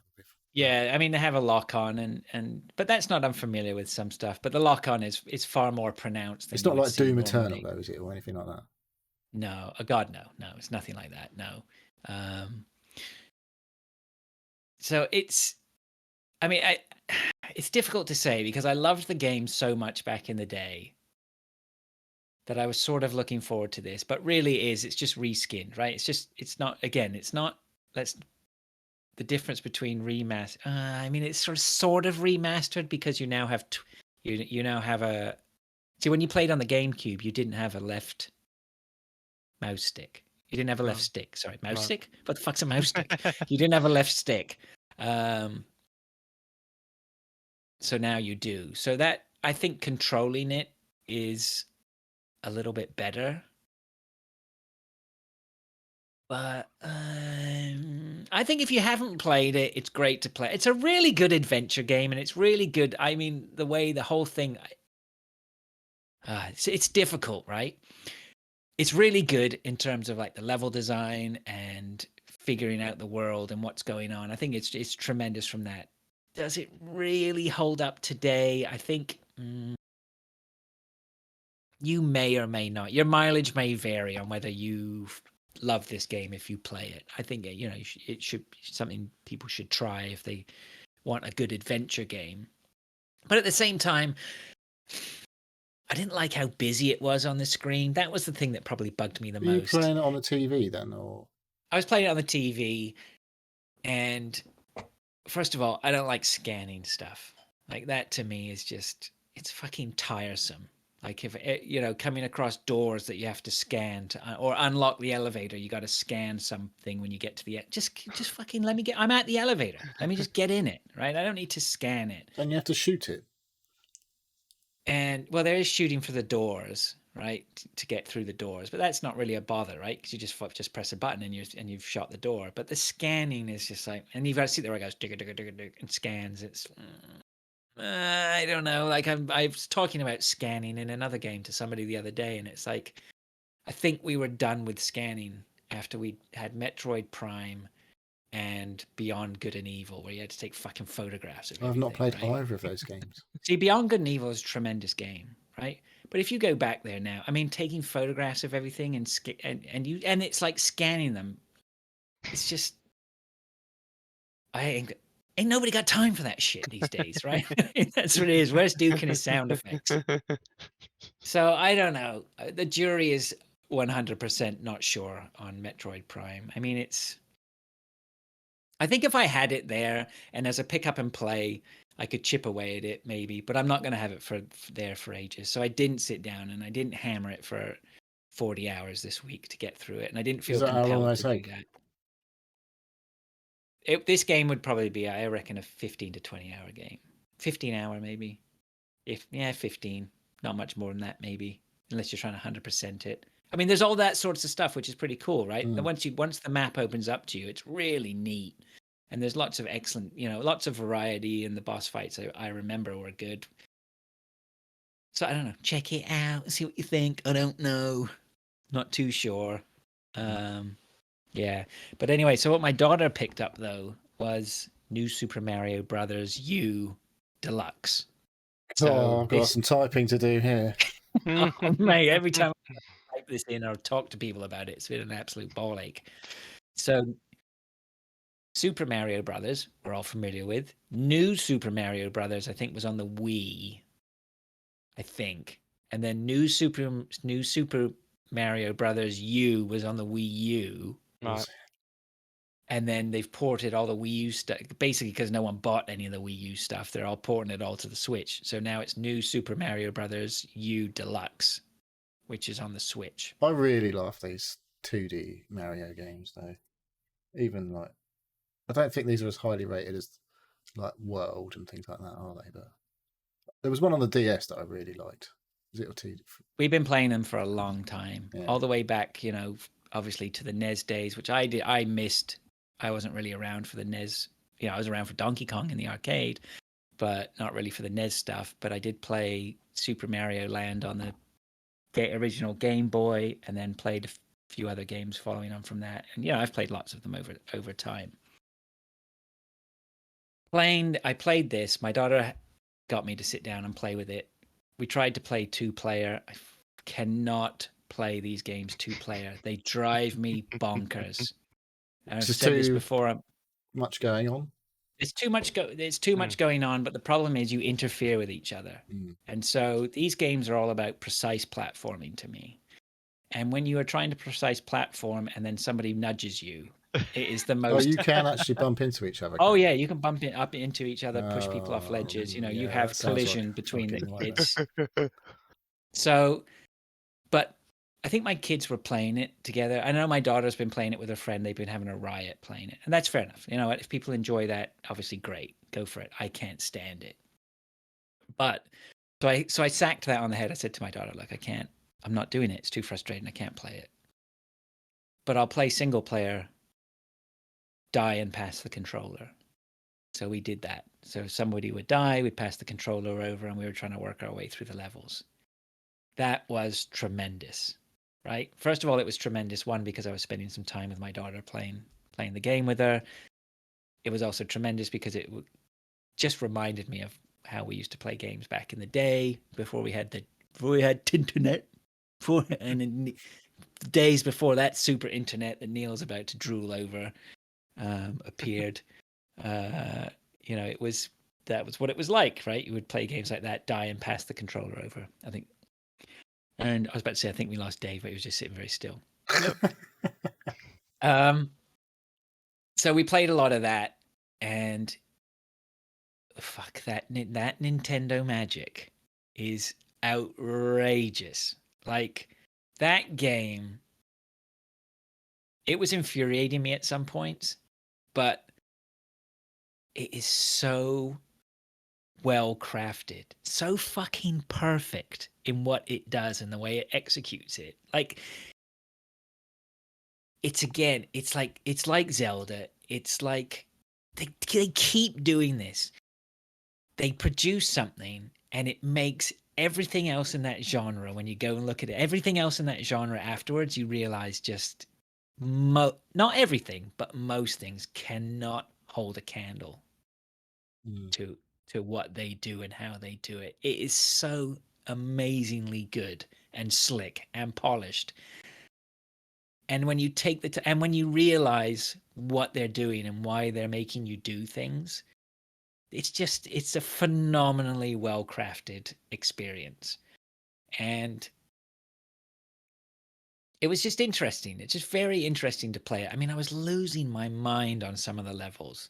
But it's a lesson, like a lot of video games are. You have to take a step back, and it's a lesson in managing yourself. Like, the game isn't changing. The game hasn't changed. The game is the game, right? And that level's not changing, and that level is designed to be beaten. So how the fuck are you going to beat it? You're not going to beat it by getting frustrated and throwing your controller at the wall, right? Doesn't seem likely. Take a deep breath. Change your style. You're trying to rush through the level and it's caning the shit out of you and beating you. Stop rushing through it, right? And the other thing that I was realizing was it doesn't matter how good you are at platforms, and obviously I'm a platforming god, right? Mm-hmm. Is that if you're on a new level, it doesn't matter how much of a platforming god you are going to die. You are going to die before you get to the end of the level, and it's going to offer up some points that are going to test your faith. You have to learn the levels. You have to learn the mechanics of the little things that they've put in. I mean, there are things like these stars that you jump on. If you imagine a star with like 5 points or whatever, you jump on the star and it starts to rotate around. Now you have to jump round and over the spikes of the star and get it rotating around the other way. Like, when you first encounter that, if you're not ready for it, it throws you for a massive loop. Like, it's not like landing on a circle. That's something we've seen 100 times, right? Where you land on a barrel or whatever, and it starts to slowly tilt one way or the other, depending on which side of the barrel you're standing on. The star throws you off because you've got a little spike bit that you need to jump over, and then you land on the spike or you land on the slopey bit on the other side of the star that you're jumping on. It throws you right off. But once you've done it 20 times and fucking lost your fucking mind, you start to get used to it, and then you calm down and you reach this zen point, and then they become super easy. You're like, I know how to handle this. I can do it, right? And then suddenly then a fucking shell comes your way and throws you right off, and then you're panicking and you fall off all over the place. But it's just such great experiences. Like, it's so good, so good to come away from. We play these games day in, day out. When you get a game like this and you realize just how amazingly, and that's the thing that's going to make me buy Zelda, isn't it? Because I just know it's going to be so good. Well, that ain't going on sale anyway at the time. No, it's not. It's not. So, yeah. So that's Super Mario Brothers. I'm probably not saying anything that anybody doesn't really know already, but it's just nice to be reminded of just, when something is so incredibly well crafted. And I haven't even scratched the surface of the other stuff that's available. There's loads of secrets in these games all the time, isn't there? Oh yeah, absolutely. And plus it's funny playing with my daughter. Like she'll start a level and she'll just go straight to the right. I'm going, why are you going straight to the right? Everybody knows you go to the left. You go to the left straight away. See what they've put there. Bounce up against there and see if there's a hidden block. Everybody knows that. Oh, I didn't know that. Well, now you do, right? Well, I've just seen one on there. Like, someone obviously knew exactly what they were doing on the video I was watching. because they just ran straight past the door and jumped and got an extra flower Mario thing. I was like, oh, okay. So they knew that secret was there. Yeah. And there's tons and tons of like, you have all the characters to choose from, like Peach, Toads, and Mario, Luigi. Do they have different abilities? Sort of yeah, and there's tons of different abilities. Oh god! Shame it's on the Switch. Don't you have a Switch? Yeah, I don't like playing on Switch because everything looks a bit. Well, go talk to old Five Jugs. He'll sort you out. He'll show you how to get past that. I don't know. I know how I could do it. Anyway, before let's not derail with that nonsense. It's it's good. It's really good. It's really good. There's nothing more to say really. So yeah, that's new Super Mario Brothers U Deluxe on the Switch. Ran like a champ. Looks beautiful. Sounds great. Plays brilliantly. Good stuff. Yep. Oh, and I'll just do a special mention actually to Hunt, which wasn't on my list. Oh, it's been a bit of a shit show, hasn't it, this week? In what way? Well, they've been having to take it offline all the time and fucking do patches. Is that what they were doing? Yeah, because the servers were down. Oh man, like I was running through this quest, and my quest was to banish bosses, and I couldn't find any bosses to banish for love nor money, and I finally found one, banished him, and as I banished him, went outside the compound. And then the servers crashed, and I never got it. So I was like, "Did you lose your hunter as well?" I think I lost my hunter as well. That sucks balls. Yeah, whatever. And it sucks a little bit, but I'm okay with losing hunters. And I wasn't really going to give. So yeah, they have the new stuff going, which I think did we mention it last week with the alligator traps and stuff? I think I mentioned it briefly. Yeah, so. But anyway, the point of me bringing Hunt up very quickly is for some bizarre reason. Yesterday, I achieved that Zen point of that comes around there's cycles now. Like I've just gone through the cycle of being shit at Hunt again. And then yesterday the clouds lifted and I don't know what happened, but I went on an absolute solo tear up. I could not stop. Like every round I was killing 2 or 3 people to my death. Yeah. And then I played one solo yesterday, and I had 6 kills. Did your MMR go down? Do you think, and then and now it's on the way back up? Because you have a load of games where you're doing shit, then it makes you take the MMR down. I don't think it's my MMR. I honestly don't think it's my MMR. I think just yesterday I think it was just I'm in the zone, feeling it, happy with it. I think there's a lot to be said for state of mind. Just there's a ton to be said for state of mind, and my state of mind is good, and I was enjoying killing people. And I was in the Your state of zone. mind's that good. I want to murder folk. Yeah, and then just I had the 6-kill game yesterday where it just 6 kills. everything came together, and I didn't come out alive. You know, I didn't get the 7th kill. Let's just put it No. like that. But you That's know, a busy I just game, kept. though. It was a busy game. Yeah, it That was was last really. Friday after the show, was it? I played. Was that last Friday? I played with you and Matt. Oh, I definitely grabbed a yeah. couple of kills in that game. Well, that was the game that was momentous, right? Because I died, and then the bounties were already on their way out, and it was pretty much looking like I was just going to be, you know, you guys will probably extract, and I would lose my hunter. The only way, because when you're dead, the only way your teammates can revive you is if they have a bounty. Anyway, the bounties didn't move on the other side of the map, and it was like, well, come on, boys, go get the bounty and get me up. And then you guys went over there. Neil and Matt trot over there to go get the bounty and find out what's going on. Oh, they were still there. And then what happened, Neil? Got 2 kills. Oh, know that much. mate. Neil went fucking John Wick. Oh, it was brilliant. I don't know. It was one of those, like, usually I'd have died. But the guy shot at me, but he had stupid shotgun rounds where it just blows this bit of flame out and doesn't hurt anyone. I was like, okay, Dragon's breath. looks like I'm in here because like I know I can take a couple of those before I even get hurt, let alone fucking die. Yeah. And, See, that's really good reading the game, right? You know, I don't even know. reading- I wasn't really conscious of I was doing it at the time. It was just like I just remember this like bit of puff of like flame come at me, and I was like, that doesn't look very dangerous. So yeah, I went in and fucking I had what do you call it? Contraband guns. I was like fully like proper cheap loadout, absolute shit weapons. I had the pistol with like a belt of ammo on it, so it's got I don't know how many Chain rounds pistol, it's got. I don't yeah. know how many rounds it's got. It's like 25 rounds, but and then I had fanning on my hunter, so like I can just like click, click, click, click, click, and it shoots. But you can't aim down. If you aim down sights type of thing, it can only do like a 1 click, and then you have to cock the hammer. But where it just like slams it hammer if you I call it fanning. So yeah, I just got the first guy, and then his mate was running around like a headless chicken and ran towards his mate. I'd literally just killed, and I just carried on shooting and I killed him as well. So that was pretty bad play from them on their part, but yeah. It was brilliant. It was brilliant. From nothing, you guys absolutely clutched it and brought it home. Yeah, and then we come back, got Fraser up, and left with all the bounties. Oh, it's brilliant, man. I've never been so proud. And I don't of think I've anyone in played it my whole since. life. Yeah, it was brilliant.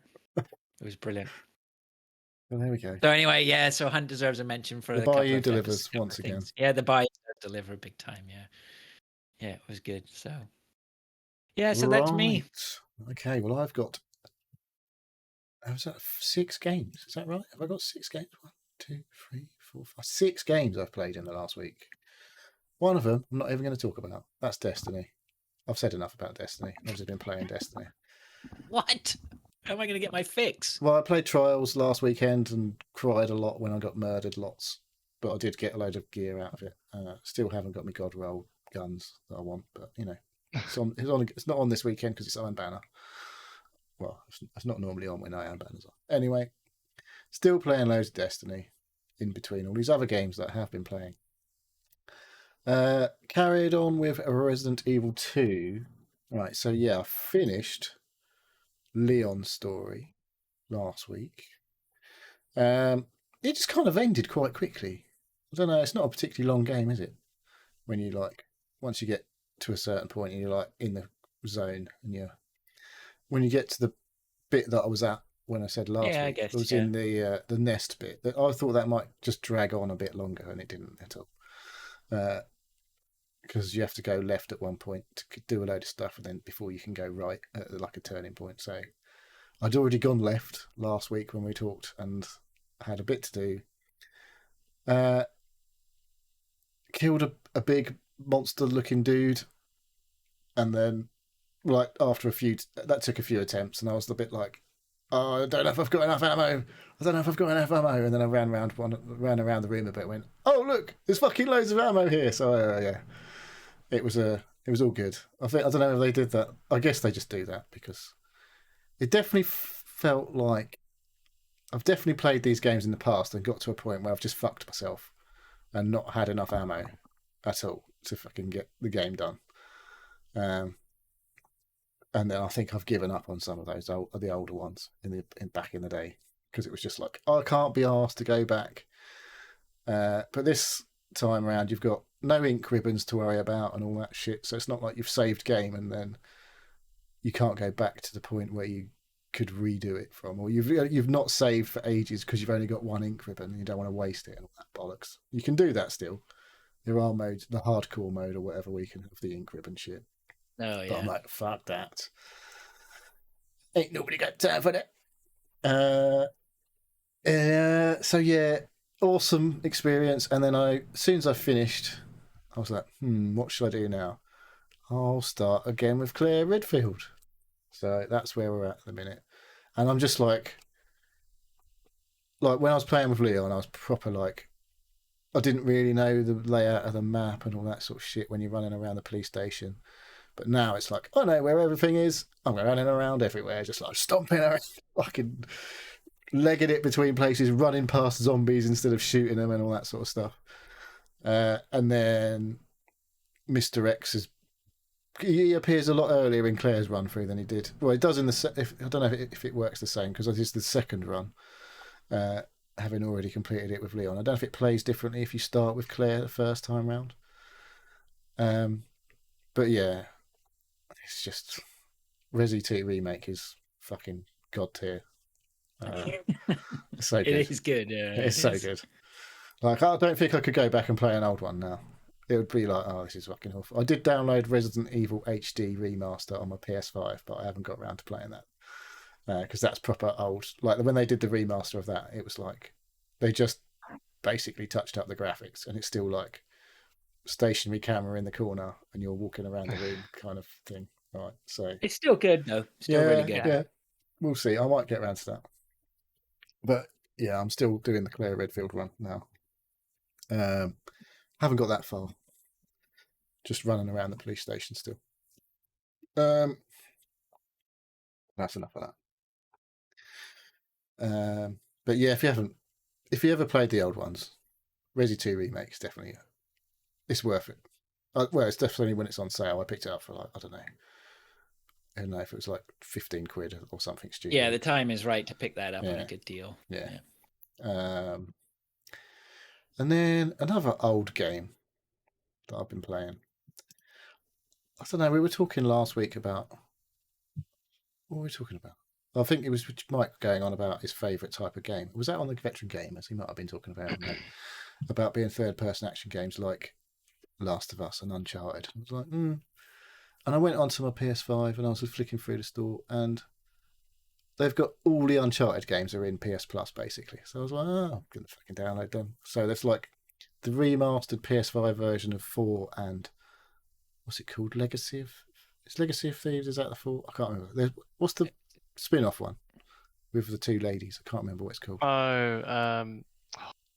Is that Legacy of Thieves or is that something else?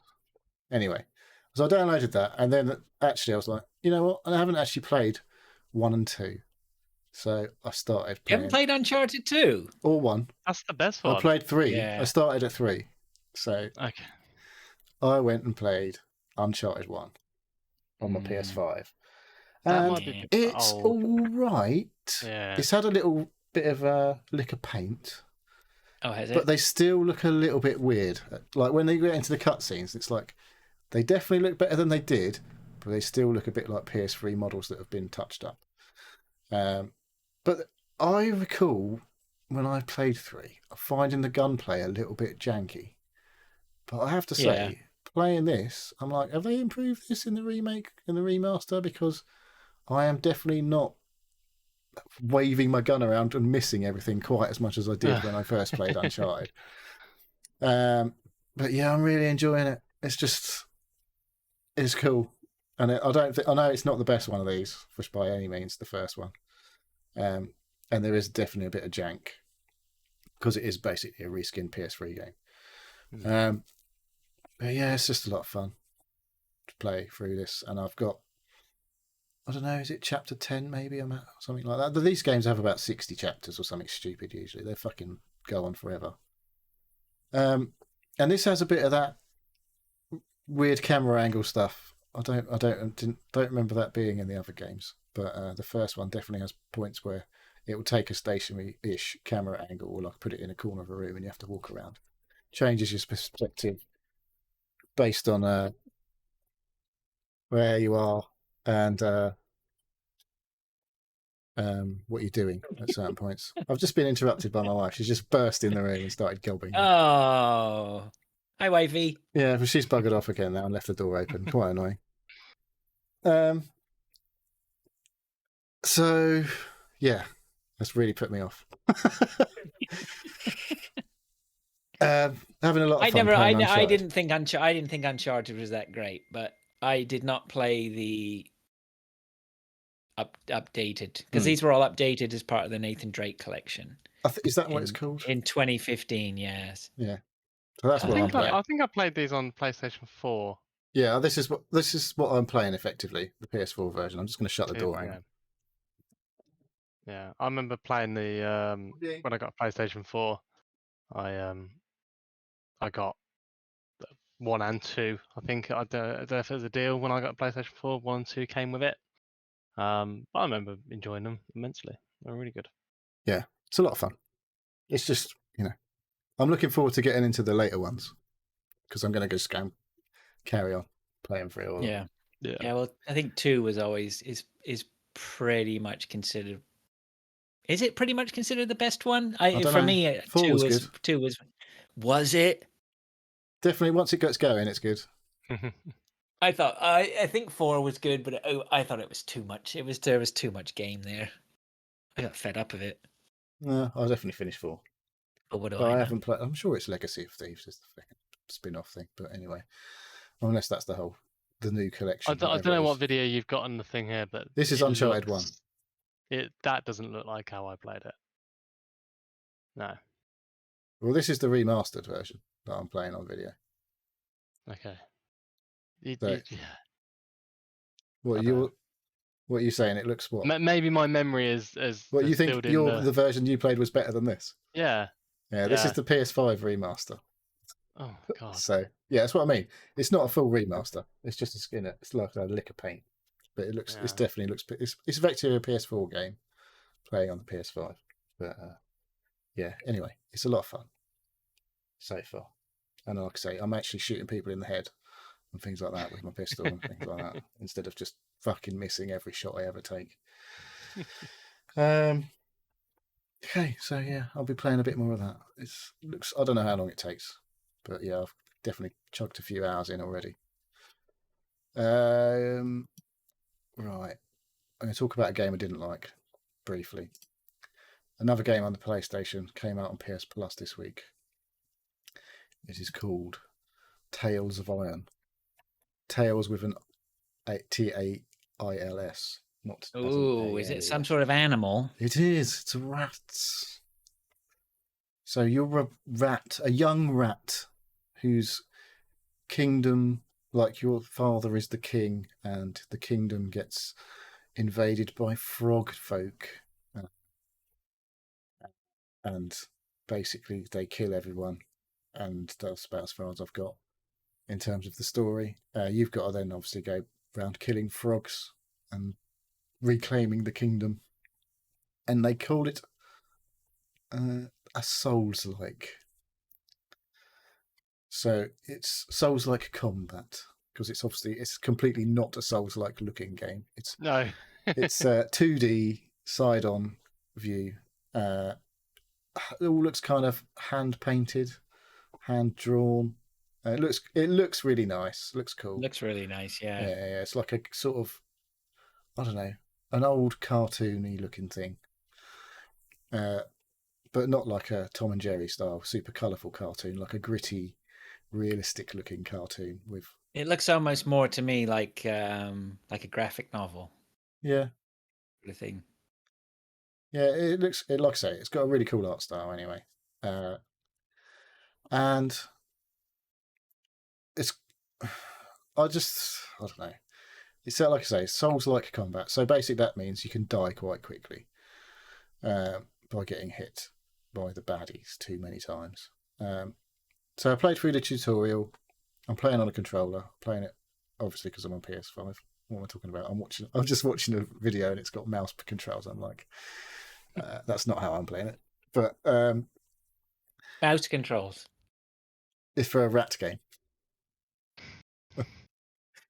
Anyway, it's basically you have to do a lot of blocking, and it's fine when there's only one enemy on the screen. It's quite easy to like cope with one enemy, but when they start throwing multiple enemies at you, and you have to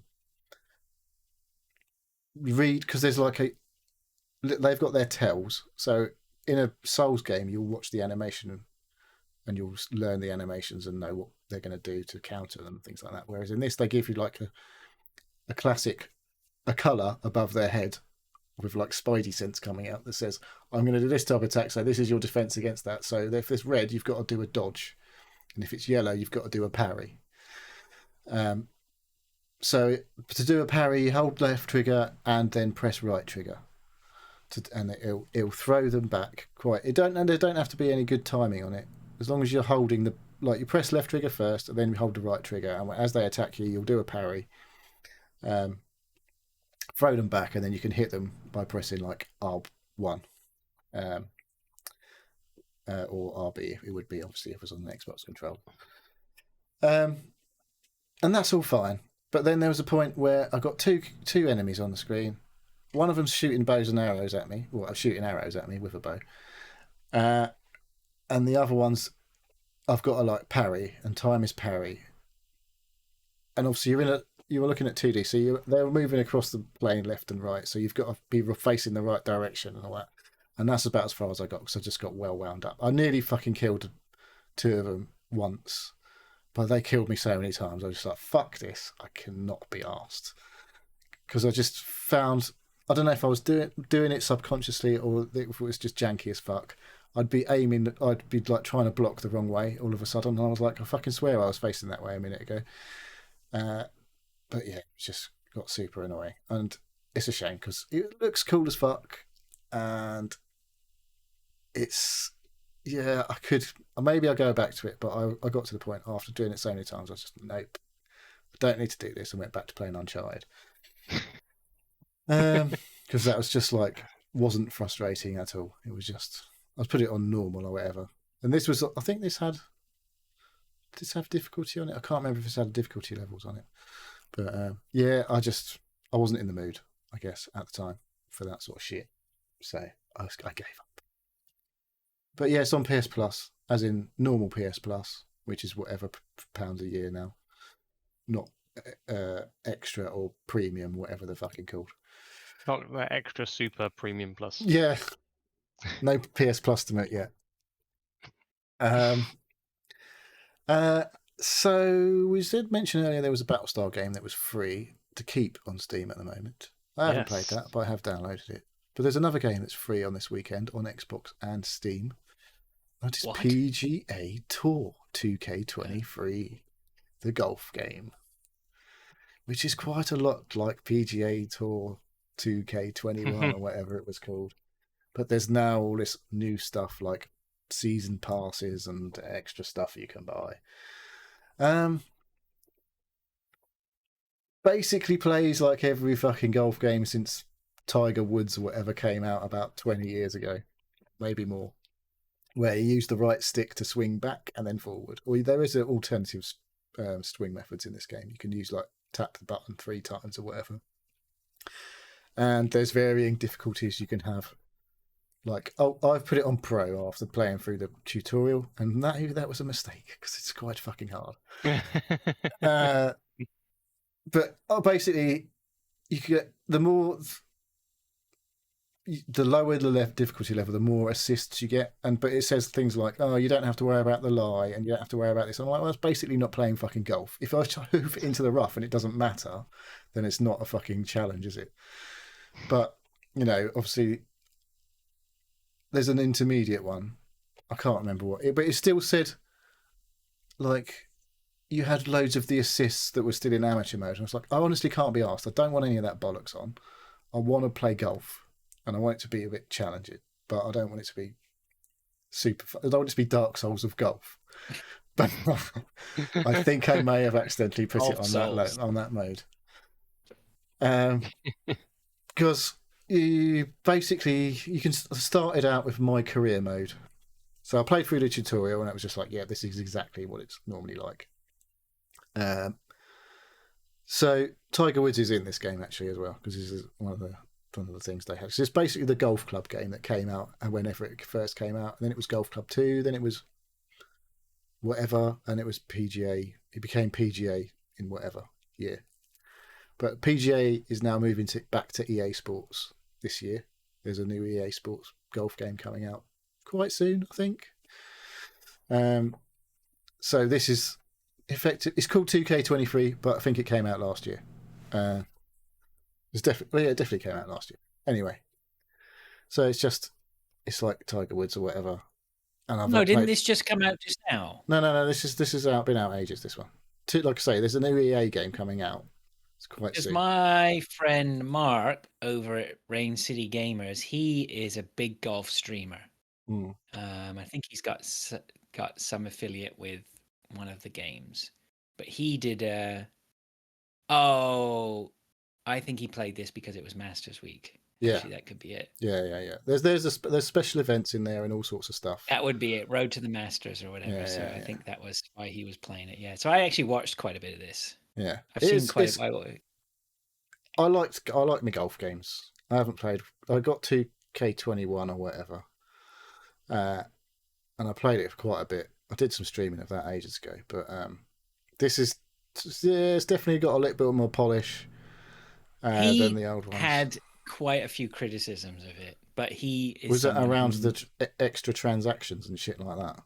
I don't think so. No, I mean he really digs deep into how these games play and the options available.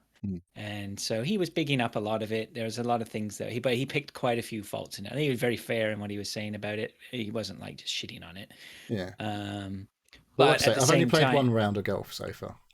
Right. Well, I mean, but I mean, for me, it doesn't make any difference, right? I mean, you could give me a copy of the Golf Club, and that's the golf game I could play, right? I don't need to play the latest and greatest or whatever it means. I mean, honestly, watching it, it was like, oh, that's a golf game. Yeah.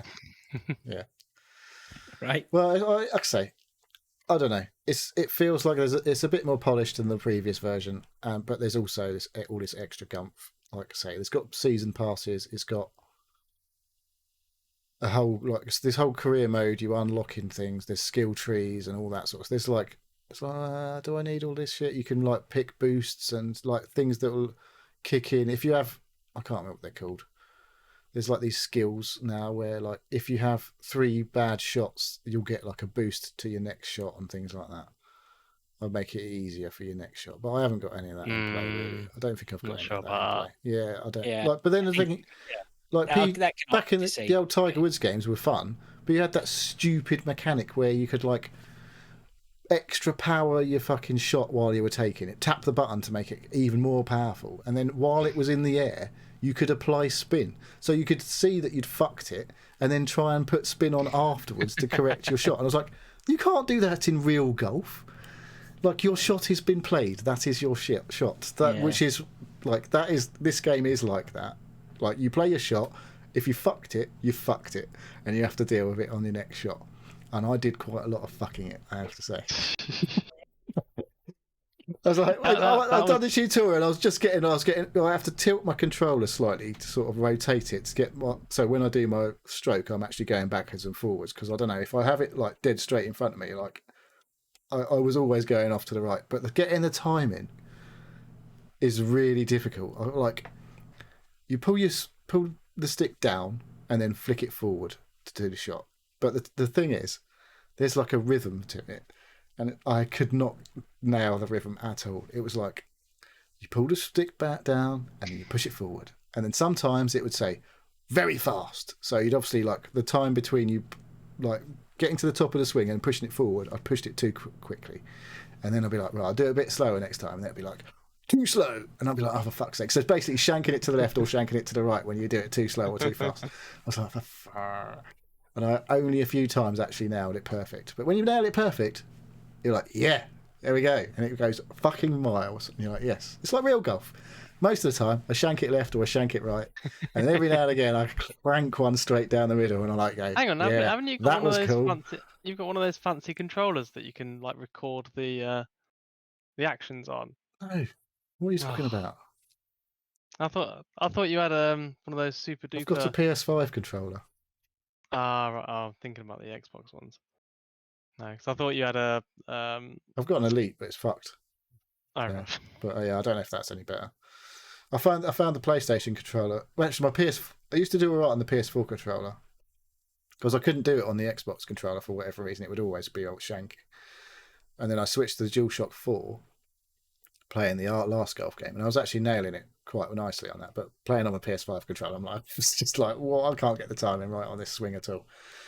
But that's it's free this weekend, so I'm playing a couple of rounds of golf probably. If anyone wants to jump in, I think it's all cross-platform playing as well as well. But yeah, it's all right. It's a good golf game, but like I say, the new hotness is coming soon, so I don't know what that's going to be like. It's going to be a lot more expensive, I can assure you of that, 'cause it's EA. So there we go. That's PGA Tour 2K23, and then I played a bit of a new game that came to Game Pass. I played a bit more than I thought I was going to play because it's quite good. Right. And it's called Loop Hero. Ooh. And it's been out a while, for sure. It's a roguelike, I don't know. It's there's the whole story business going on. Like basically the world has been, I don't know, gradually disappeared. It's a bit weird, the whole story start of it. But basically what happens is you're spawned in and you have a path to follow. It goes round in a loop. And it's a simple like top-down view of this path that you have to go around. It's all like square tiles basically forms this path, and it'll be a different shape. There's nothing on the path anywhere to start with, and apart from maybe a couple of enemies floating around. The graphics are well basic on the actual bit. So you have this tiny little stick dude that walks around this map, and he plods along just on his own when you start it going. You can speed it up to make it go faster. And when he encounters something, usually the first things you encounter are slimes. So you have a fight with a slime. That's all auto battle. You've got like a health bar. You start off with no weapons or armor or anything like that. And once you beat an enemy, maybe they drop some things. So you might have a sword maybe that you can add to your guy, so he does more damage now. And then once the fight's over, assuming you survive, you plod along around the path again. And you just follow the path round and round and round and round and round until you get back to the start. There's a campfire. And you have a few battles along the way, usually, like I say, with slimes, and you pick up some bits and pieces. Maybe when you add a little fight, a little card will drop down the bottom left-hand corner of the screen, which means you've got something to put on the map somewhere. So some things you have to put on the path, and other things you have to put either outside the path or inside the path. So on the path, you have to put things like an encounter that will spawn enemies. And there's like a grove, one of them is, and it will spawn a fox every 2 days or whatever. So everything runs on this day cycle. There's a little bar at the top. Just every time while you're moving, the bar progresses, hits the end, that's the end of a day. And whatever happens at the end of each day, it'll like spawn a monster maybe, or every 2 days a monster will spawn in certain things. So as time goes by, you go around the map, you get spawn a few things on the map, you have your fights, get to the campfire. So when you get to the campfire, you can either go into the camp, which means you'll reset the map, but you'll have picked up some resources as you go on. So like things will spawn, these cards that I say that drop down the bottom left, there's things that go on the path, like encounters, or next to the path that maybe like there's a spider cocoon that you have to put next to the path, but it will spawn spiders in to fight on the path. And then there's other things like a light beacon, I think it's called, which if you put near the track, and it will reduce the rate at which things spawn onto the track near in a certain radius of that thing. Right. And then there's other things like rocks and mountain cars that drop, which you have to put out into the around the outside of the map. And if you put a load of them together, you form a mountain peak. Every time you put one of these cars down, it drops like resources, like rock, pebbles and things like that. And then there's food rations for meadows, dropping meadows down. And there's these things called treasuries that you drop out. You have to put this treasury thing. It has to be in a spot where there's nothing else around it. But when you put it down, if you put meadows next to it, every time you plop something next to the treasury, you get extra resources. And if you put all the way around the treasury with all these meadows, you get all the resources for each meadow, plus one every time you drop it next to the treasury. And if you do it, fill all of the squares around the treasury, you deplete the treasury and you get fucking tons of resources going into your inventory. And you can keep going round and round and round and round and round as many times as you want. But obviously, if you die, game's over. Yeah. I haven't died yet because I've done 3 or 4 rounds a couple of times, picked up shitloads of resources, but there was a point where my fucking path was just full of enemies, and I was like, not really fancying my chances there. Because what happens is it drops weapons, you drop bits of armor. And obviously, the more times you go around, the higher level stuff drops. But you've only got an inventory of like 12 squares for armor and weapons. So if it gets full, I haven't let it get full. I don't know. I assume if something drops and it's full, you don't get it. So say and they're all leveled. So if you've got a level 4 sword on, for example, and it drops a level 2 sword. Well, you don't want to put a level 2 sword on because it's got shit stats. Doesn't do as much damage. You might have extra bonus stats on your level 4 sword as well for like increasing your attack speed, fucking doing more base damage. There's fucking tons of stuff going on in this game. It looks well simple, but it's like quite a lot of going on here. So when you finally decide you're going to visit camp, you get to spend all your resources. So you expand your camp. Start off with just like a campfire and a few like tents around. Then you can add, the first thing you can add is a campfire. No, you already got the campfire. A fucking kitchen or something. I can't even remember now what it is. But you add something to your camp, and it costs resources. And once you've got that thing, you'll get boosts to your next run. And then you carry on, and you do a loop. You keep going round and round and round, and you get more shit. And then you go back to camp eventually, and maybe you haven't got enough. It sounds like an idler. It sounds like an idler. Yeah, well, you don't actually it does everything. Like you can pause it, progress, and think about what you're doing, but you have to get round to the camp. You can't, like, once you're on your path, once you've gone past your campfire, you've got to get all the way around again. Yep. And it gets, like I say, you get fucking loads of enemy. And when you built a mountain peak, for example, like I said, you put loads of mountain squares together and rocks or whatever, it forms a mountain peak. Then a harpy drops onto the map at somewhere, anywhere, randomly on the path, every so often. And so that's another enemy to deal with. And then, like, every time you place 10 mountain or rock squares, a goblin camp appears next to it, and it'll put goblins. That could be anywhere on your route. But you get to choose where you put the enemies mostly, but these other things just randomly spawn on anywhere. So it's really quite cool so far. I've managed to talk about it quite a long time. Just explaining what's going on. And I don't know how good a job I've done of it. But yeah, it's on Game Pass, on PC. I'm not sure if it's on Xbox, I don't know for sure. Because I'm playing it plays naturally with a mouse and keyboard, well, a mouse basically. I don't know how to play with I'm looking at it now, playable on Xbox One, Series X and S and PC, So if I go play this, it's cool. It's on Game Pass, so I'll go play it. Should I play it on my PC or should I play it on my... Like I say, I don't know. It's definitely one for me. I mean, I play basically everything on my PC, other than my PS5. So it feels like a PC game. And it'll probably run on your work PC. You could do this when you're in your lunch break. It's got, because I was just looking at Game Rant here. Actually, I mean, they said here, Xbox Game Pass adds one of 2021's best games.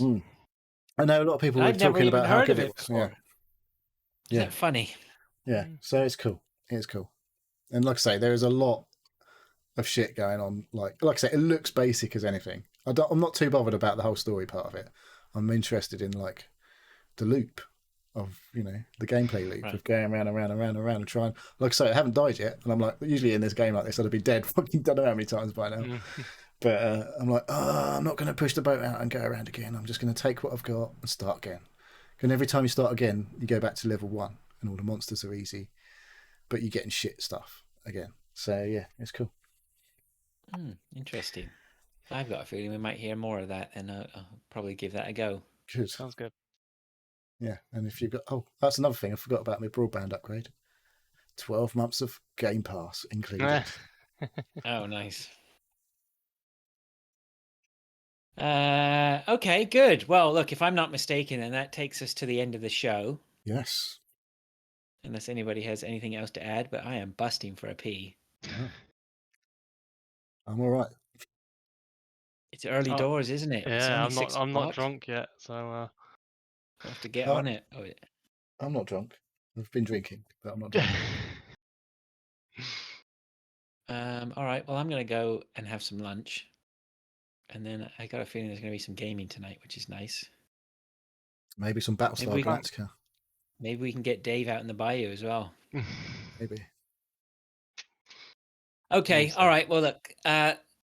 Rather than just sit here and ramble to a non-ending, let's finish it up and say, oh well, Dave's back. Dave can do his bit. Oh, I Chinny can tried do to my do bit. your bit last week. He did. Oh. I think we all tried it. Had a stab at it. We were just not. No, None of us had nowhere it near written as down. good. No. Oh, there you go. Well, thank you for listening to the Seal Podcast. If you'd like to ask us questions and get involved, please contact us either on Twitter at Seal Podcast, email us at sealpodcast@gmail.com, or join us on a Discord. The link is pinned on Twitter. We have YouTube and Twitch channels which we upload and stream to as much as we can. Neil, shout out to chat. Shout out to Sumu and MintSafe for popping in early doors, and that's been quiet other than that. Yeah, it's definitely been an early one, a weird one. Yeah, it was a very short notice for people, so yeah. Yeah. Thank you for everyone who did tweet us or get involved in any way. Yep, much appreciated as always. Okay, all right then, gents. Just thanks very much for accommodating an early show today. It was nice to have a little bit of a change and Do go it at in your lunch with break my next fo- time. Yeah. Well, I should. Yeah, exactly. All right. Okay. Well, then, until next week, everyone. Thank you very much, and we'll catch you later. Cheers, See guys. ya. Bye.